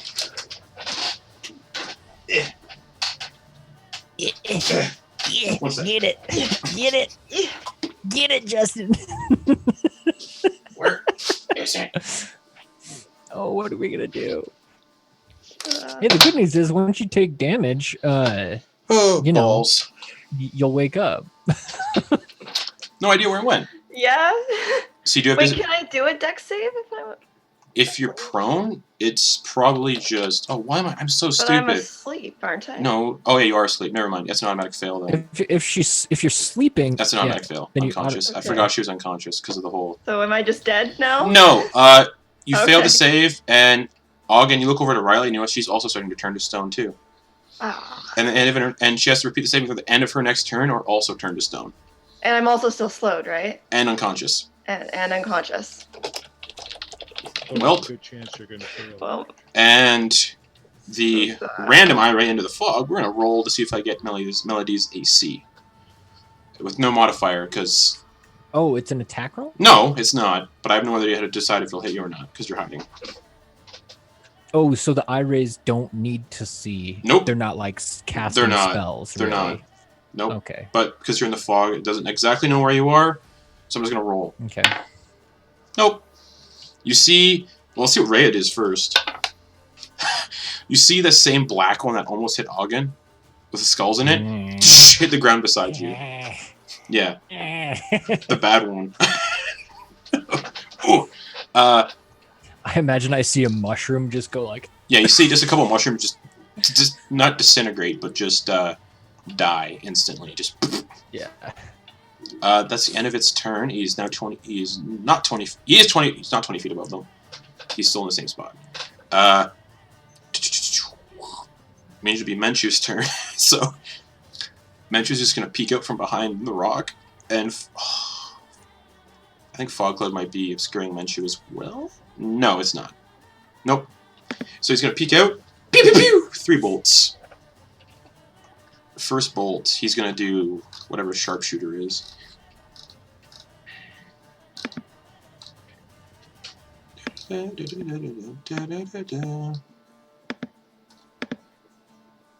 Yeah. I mean, I've been kind of thinking of this fog cloud as like kind of a secondary rock. You know, it's kind of another safe place that's, you know, equidistant from the group, so they could choose whether they want to go into the rock or the fog. Do you know what Jeremy's been doing with how he deals so much damage with his crossbow? Yeah, he uses sharpshooter. I don't see it on... Oh, it's a feat. Yeah. Yeah. So he's gonna take a -5 penalty to the first shot. That would bring it to 0. So that misses. Doesn't even launch. It's 0. His finger slips off the trigger. He's like, ah! He's gonna shoot normally with the next one, which is a 13 plus 12. 13 plus 11. Jesus. 9 piercing damage. And then bonus action, another shot. You're gonna do sharpshooter on that one too.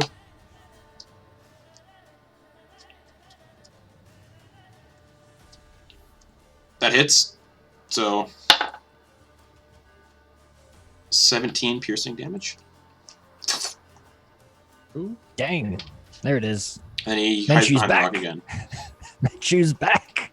And immediately just right behind the rock. Just it had its turn, so it's going to do it's going to do another legendary, or not legendary action. Yeah, legendary action eye ray at the same spot in the fog where the acid came from. Just and Auggan, you hear it say, "Where are you hiding?" in Undercommon. Nope. Melody, you see this ray. Oh, a pretty bad one too. This is a pinkish black ray, but there's kind of specks of dust in it. You can probably put that's probably a disintegration ray. Oh, this is bad. This is real bad. I don't like it. Okay, he doesn't know where you are. He's looking for you. Auggan, you need to make a... Hold on a sec. Oh, hold on. Auggan, you need to make a dexterity saving throw with disadvantage because you're restrained. Or actually, hold on. I think that's the end of your turn. That's the end of your turn. So you can still do stuff, but you are restrained. So you can attack, but your attack rolls have disadvantage. And he's still 50 feet up in the air. So Yes. All right, crossbow. I didn't realize it was disadvantage. to on-deck saves while you're or you could, restrained. or if Riley's right next to you, you could. Oh wait, Riley did take damage, correct? Nope.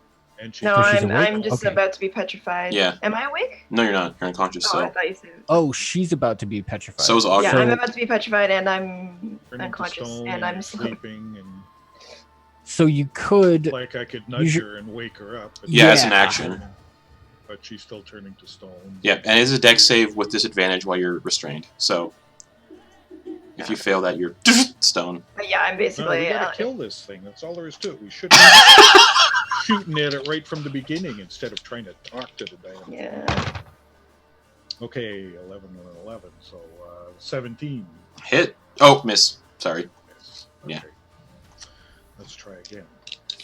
Pew, pew.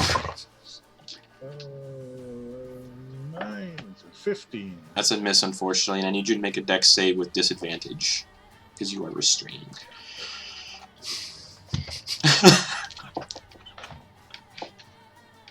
Okay, nat 1 plus whatever, 2. Now, I've turned to stone now. yeah, you are petrified. Okay. Alright, I'm out of this, guys. It's up to you again. Okay. Well, yeah. All right. Lair action.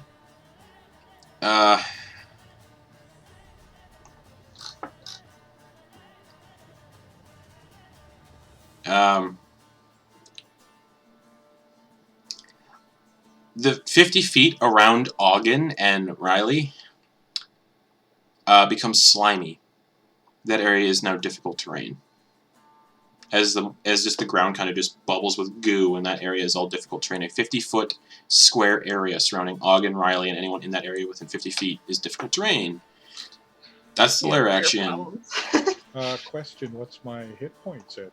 Like, if I'm stone, am I at 0? No. You still have your hit points. Okay. Well, petrified, everything you're carrying is also turned to stone. Your weight increases by a factor of 10, and you cease aging. You're incapacitated, can't move, speak. You're unaware of anything that's happening. Attack rolls against you while you're stone have advantage. You automatically fail strength and dex saves. You have resistance to all damage while stone. You're immune to poison and disease, although a poison or disease already in your system is suspended, not neutralized. So you can still be killed while petrified. Yeah, I know. Alright, so that was that. It's Keith's That was turn. last session. Keith is gonna poke out from behind the rock and be like... He's gonna peek out from the other side of the rock so he's not in the cone. And he's gonna cast... Oh, fuck, it's too far away to do that. He's gonna do it in a way where Auggan and Rylie don't get hit, and he's gonna cast Lightning Bolt. It isn't 50 feet in the air, so it should be no problem, right? Yeah, sure. 100-foot line, though. I wish you would hit me. That would probably wake me up. 100-foot long line, 5 feet wide. This is going to shoot a lightning bolt at the beholder at 4th level. So it needs to make a dex save or takes 9d6 lightning damage. That's a 7 plus 2. So 9d6 lightning. The beholder takes 32 points of lightning damage. And then Keith. Oh, I never rolled the acid damage after the Correct. beholder's turn. I'll do that right Yep. now. And then bonus action, what can Keith do? Keith is going to take one of his tiny little claws. Ah, fuck, you. Never mind, can't do that. That's Keith. That's Keith's turn. What'd you get for the acid damage? 11. Okay.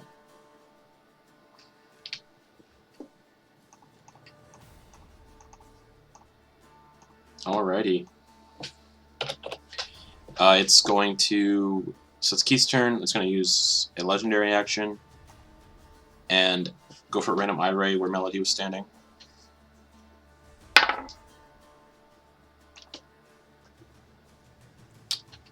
What's your AC again right now? Sorry, for Melody. me? He's trying to shoot into the fog to hit Melody. Melody, Sorry. what's your AC right now? 16. Okay, I got a 16. Just wanted to check. Alright. Then you got a what? Oh, I got a 16, so it hit. Because I'm doing... Sorry, my... Shield! Well, that wouldn't work. Because it's not an attack. It just hit you by chance. I need a Constitution saving throw. Cool.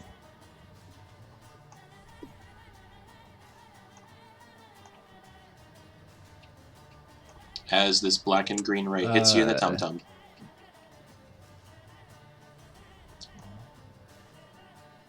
$12. No, that's wrong. 17 plus 1, 18. 17 plus 1 makes it, so you'll have the damage.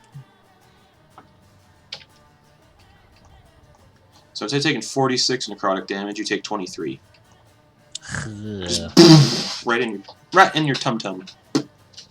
46? Divided in half, so 23. All of my health. Shit. 23. 23 is half my health, almost. Brutal. Yeah. So it's your turn. Melody. My turn. Yeah. Neat. Melody sees this 2 miss, but 1 hit, and he's just like, ow, nope, nope. And I imagine this thing isn't looking at me anymore since its eye was able to hit me. Correct. So he's 10 feet away from the edge of the fog. So he's gonna move 10 feet to look out of the fog. And what direction is he looking at? Like what's the beholder looking at specifically? Like where Menchu was, or? Yes. Okay. So it's like kind of going around the rock. Yeah, it's around the rock. That's why Keith leaned on the other side and did lightning bolt from there. Gotcha. Cool. God, what can I do? How close is it to the ground? 50 feet up. How close is it to the ceiling? Fun fact, you can't see the ceiling. Oh. I thought it was up at the ceiling eating mushrooms on the top. Oh, I was eating mushrooms off the walls.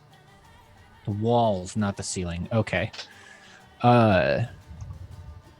Shucks. Well, that acid thing was fine, but it used a 4th level spell slot.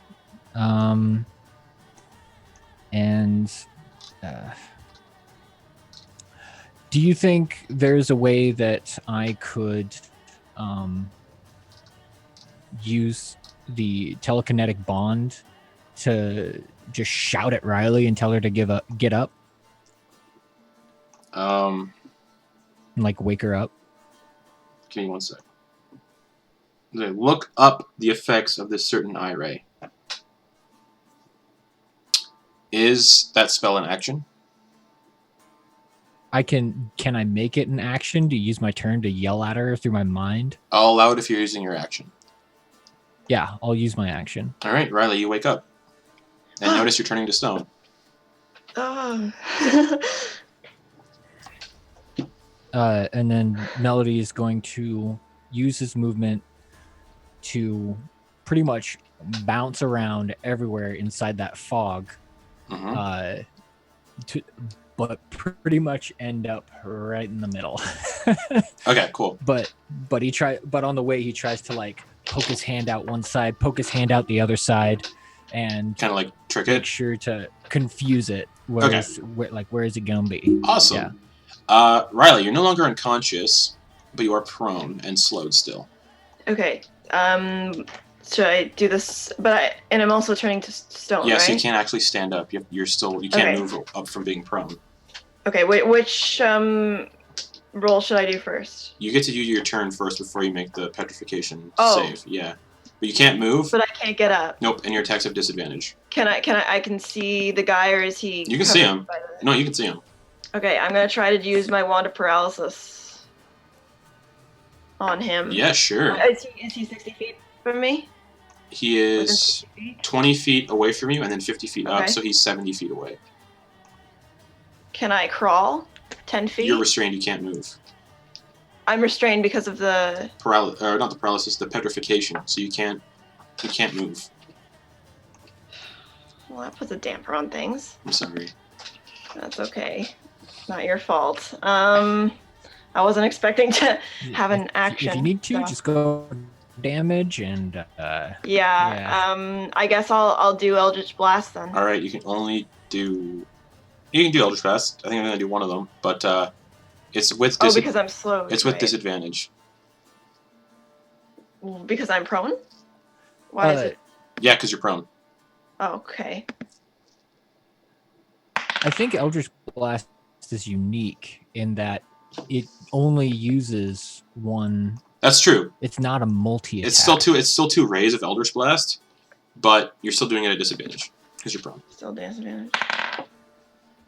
Okay, well that wasn't too bad. So that would 12 plus 9 is 21. That hits. Yeah. And 1d10. Where's my d10? Yeah, it fell. Are you serious? 6 damage. Okay. I rolled a 1. All right. That's my turn. You can still do the other Eldritch Blast because Eldritch Blast is one action, but it shoots 2 of them. Oh, I see. Yeah. 11. Okay. Math. 13. Will that hit? No, it does not. And then I need a dexterity saving throw with disadvantage. Because you're restrained. Because I'm prone. Because you're restrained. Because I'm restrained. Okay. Okay. Well, that's 4. Rylie, unfortunately, also turns to stone and is petrified. Okay. All right. Well. Okay. That's a really useful turn. It's Sewell's turn.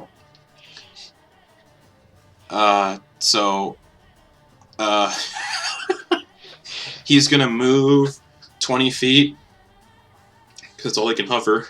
Ooh.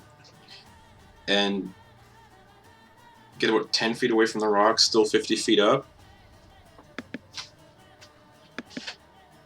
He's going to do 3 eye rays at the Keith and Menchu. And then the third one he's going to do just spasmically into the fog. So the Keith one, Keith needs to make a wisdom saving throw. Oh!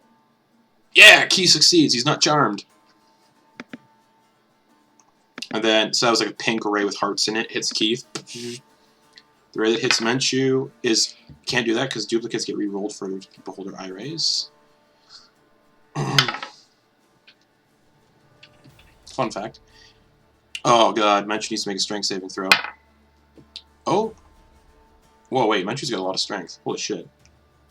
It's a 19, so Menchu is not levitated up into the air. And then the third ray, the erratic, sporadic ray. Nope. Melody, you see a ray that looks like the same one that turned Rylie and... Oh, no, hold on. That was a 3. I was reading it as something else. Oh, boy. You see a ray that kind of hits in here. It's dark, and it sounds like screaming in the ray. You get the kind of idea that that ray is meant to make people frightened. That's his turn. Menchu's just going to peek out and fire 3 more crossbow bolts. First one, he's going to do sharpshooter on that one again. Nope. Nope. Second one is just going to be a straight roll. They'll hit. 6 piercing.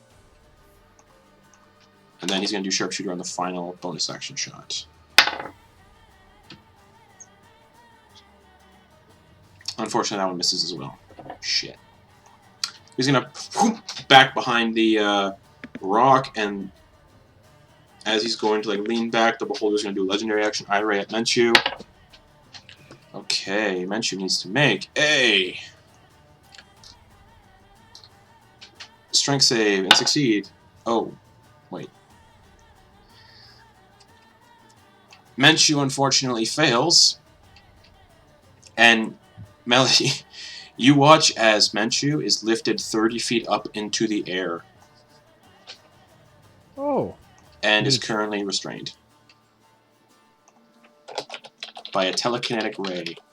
Just bang, and lifts him up in the air, just like Baxter from the city below. Oh boy. Only Baxter was asleep when that happened. Yeah, so. and was getting like dragged over a pit. That was a good. That fight was so much fun. But Baxter also had levitation on himself too. Yeah, it was fun. That he could cast at will. It was so fun. Yeah. All right. Auggan is petrified, unfortunately. Man, I'm sorry, you guys. That'll make it lair action turn.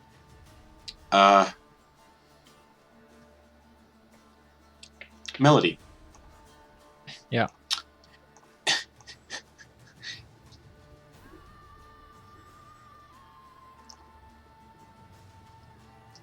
It doesn't know 100% where you are. It's just trying to guess. But you see the wall that's near you.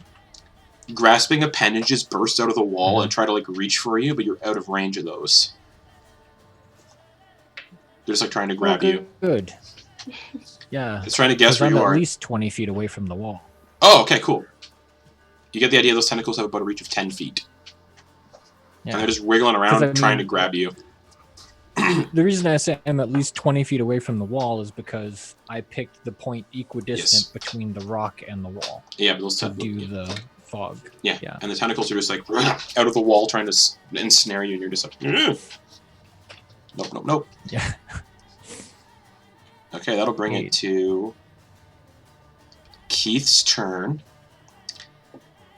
He's going to peek out, see Menchu floating in the air. And he's just going to look at this thing. And oh, he's got dark vision, so he's not at disadvantage on this. You watch as Keith kind of like conjures a bow out of his hands, and it's just a dripping bow made of acid. And he shoots an acid arrow at it. Natural fucking 20. Just earn it. Yeah. Go, Keith. This arrow of just pure acid goes sailing towards the Beholder. Yeah. I mean, it's only 4d4, but still. It's still pretty awesome. That's 16 plus 4d4, right? Yeah. I gotta find 4d4s. And would the follow-up damage also be doubled? Boop.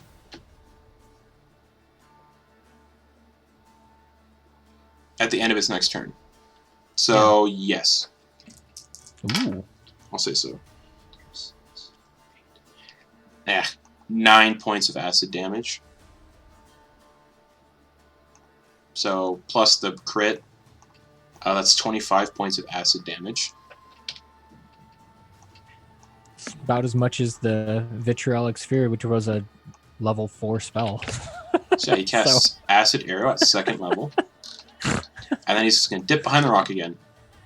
And as he's dipping behind the rock, the Beholder is going to do another legendary action eye ray at Keith, because he is just like, Argh!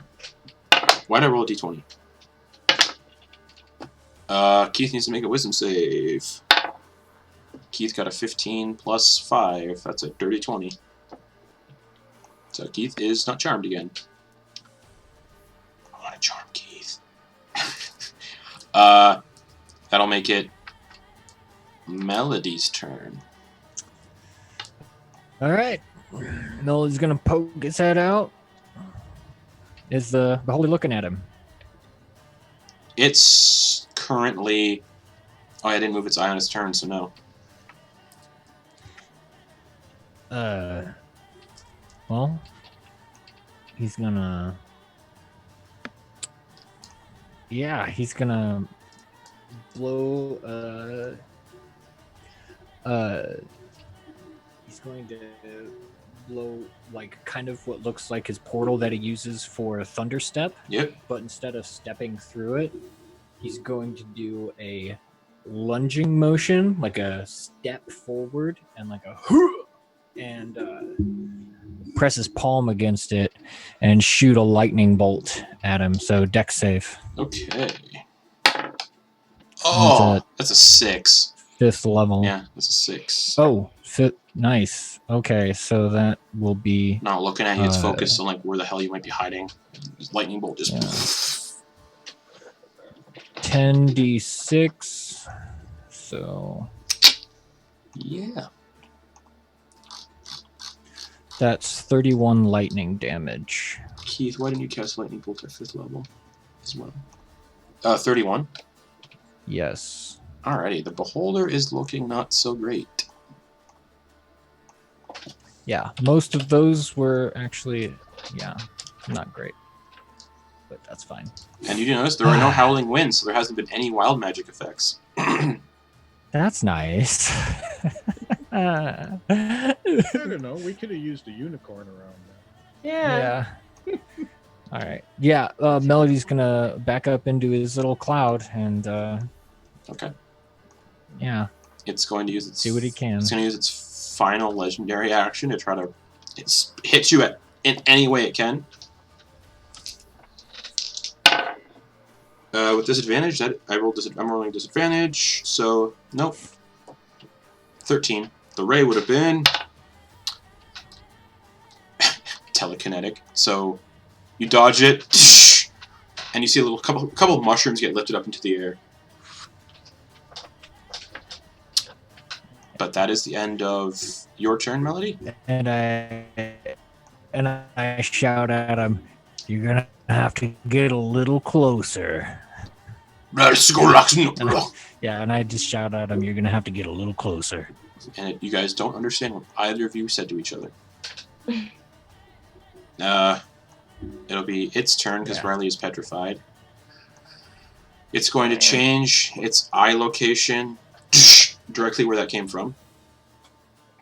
The lightning bolt. And it's going to make 3 eye rays. It's going to... Oh, hold on.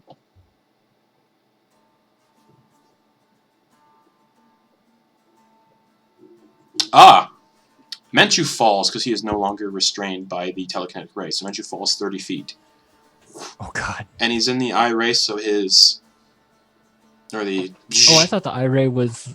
I thought it was looking at me. It's a 150-foot cone, though. Fog. But if he was by the rock and the guy was looking at me, then... True.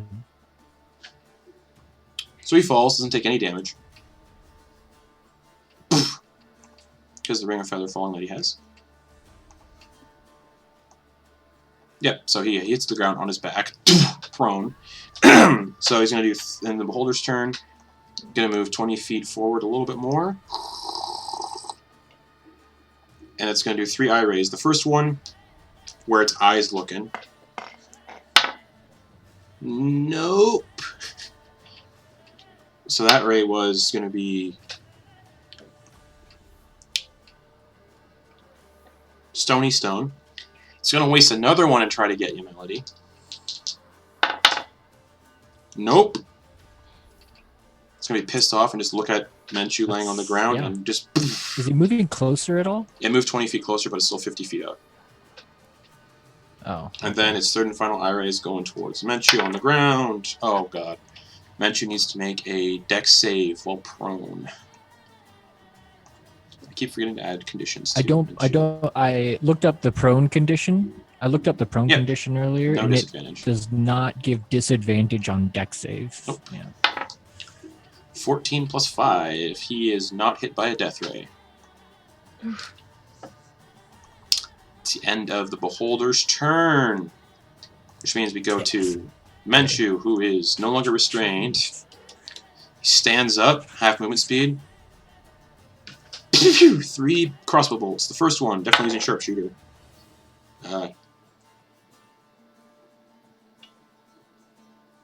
That hits. Oh!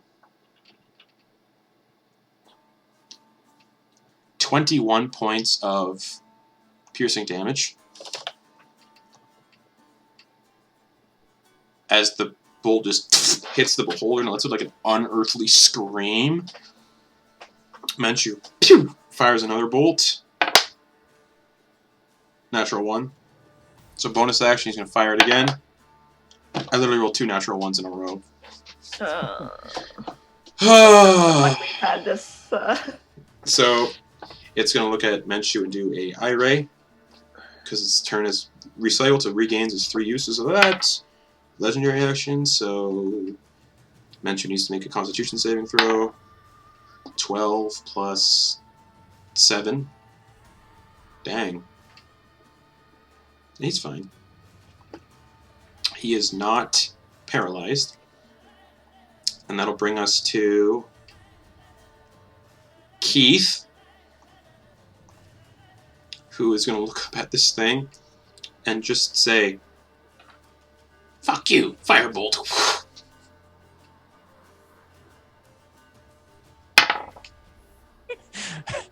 That hits. Jesus Christ. Get it, Keith. 2d10. Yep. 14 points of fire damage, and you watch as the firebolt hits the beholder in the central eye. The firebolt kind of spreads, bores through the central eye, bursts out the back of the beholder. The beholder catches flames while doing so, and just falls to the ground dead. Had 1 hit point after Menchu's crossbow bolt. And Keith just killed a beholder.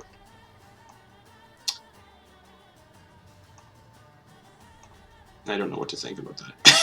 Good job, Keith. Thanks. Good job, Keith. He casts 5th level spells, so he's about as good as Melody, so. That was just a firebolt. Yeah. And he's like, And Menchu kind of gets up, and they're both like, oh, what about Auggan and Rylie? They're stone.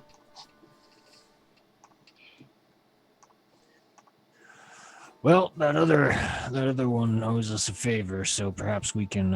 It's better than death, I'll say that. It's not completely unfixable. Yeah. I definitely can't carry them, but I can create a mount to hopefully get us back to the town. Although I'm not quite sure how we would be getting back. I can actually send him a message if I need to. Hey, Auggan, how much do you weigh? 600 and some pounds. Plus your equipment. Okay. I'm trying to figure out how heavy you are right now. Because your weight increases by a factor of 10 while petrified.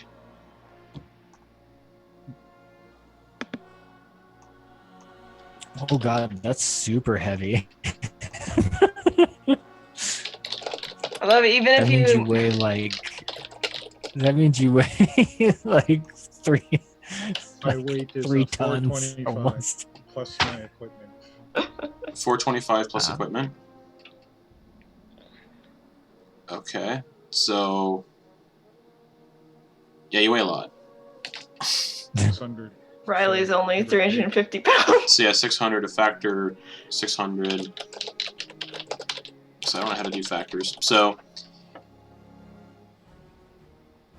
Times what? How much?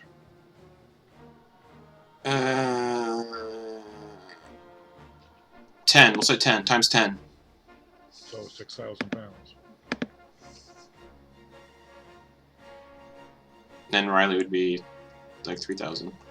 It makes no sense. No, wait. I thought it was by 10. It is. I'm trying to figure this out. Who cares? They're both just really heavy. You get the idea. You guys can't carry them, and neither could a wee horsey.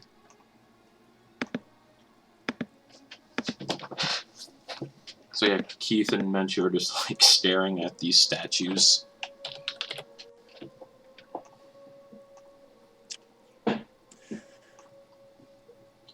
Hey, do you think we should gather some of these mushrooms and give them to All right. Well, Morphan? I'm not sure. Well, I'm not sure how he wants them harvested, so I don't want to botch it. I don't know if he harvests them a different way or how he wants to do it. So, I mean, I'm just gonna give him a ring, and then I imagine he'll just pop in. All right, hold on. And Menchu wanders over to Sewell, cuts off one of the eye stalks, just in case he wants proof. Cast sending. Okay. You cast sending. Oh, I was assuming he could teleport here. All right. Hey, it's Melody. We accomplished the task, though two of our members are petrified. Hopefully you can help with that. We've got one of his eye stalks as proof, though. I mean, you'll see the rest of the proof when you get here. And that'll end his sending. Less than a couple seconds, he appears. He goes, "Oh, goodness. Hey, you did it. Excellent. And only two of you looked like you got hurt. Both turned to stone. Yeah. That's pretty good." And he kind of just hovers over to Auggan and Rylie and just casts Greater Restoration on both of them. Yeah. Yeah, it's not too bad. So yeah, Auggan and Rylie, you guys are both no longer petrified. I get up. Yeah. Oh, did we win? Menchu points towards the burning beholder on the ground. Oh, we did. Oh, good. Sorry, guys. Wasn't much help again. I wasn't either. Sorry about that. Yeah.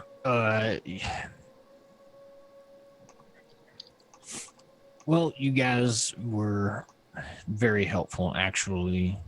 It spent a lot of its resources on you two. And we were just able to finish it off, that's all. Okay. Well, I'm glad you guys are okay. Are you guys okay? I'm just happy that Good. Yeah. I'm just happy. Are you cutting out a bit? Yeah. Yeah, I can't hear you. I can't hear you either, Completely. Yeah. Well, so he just touches all of you, and you guys teleport back to the magic shop.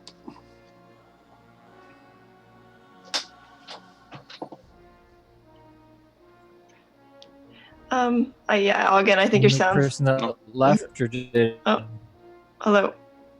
Technical difficulties. Sorry, everybody. Auggan wasn't talking. No, it's Garrett. Oh, everybody got. Oh, okay. No, it's just you, buddy.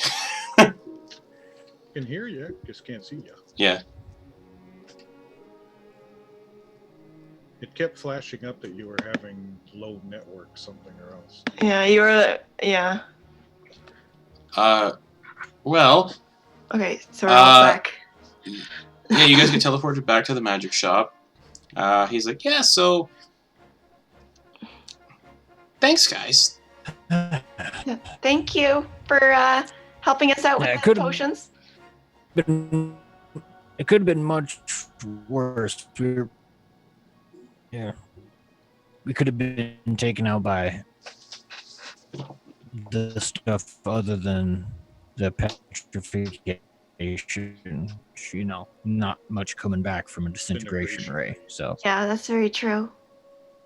Yeah. Either way, 50% off. You can use my teleportation circle in the basement whenever you need it. Yeah, thanks, guys. Yeah, that's really helpful. It's a pleasure doing business with you. Same. Thank you for making me mobile again. Yeah, that too. No problem. Now I'm just gonna go back to that cave, harvest some mushrooms, and I'll see you guys later. Don't steal from my shop. And he teleports away. All right. Yeah. Do you mind if I? Oh. How do I get to the basement? And based on what time it is and the technical difficulties that we're having really hard right now, we're going to end the session there for the week. Okay. So thanks for watching, everybody. And we'll see you all again very soon in about 15, 20 minutes for Beneath the Tide. So, sounds good. Good night, everyone. Good night.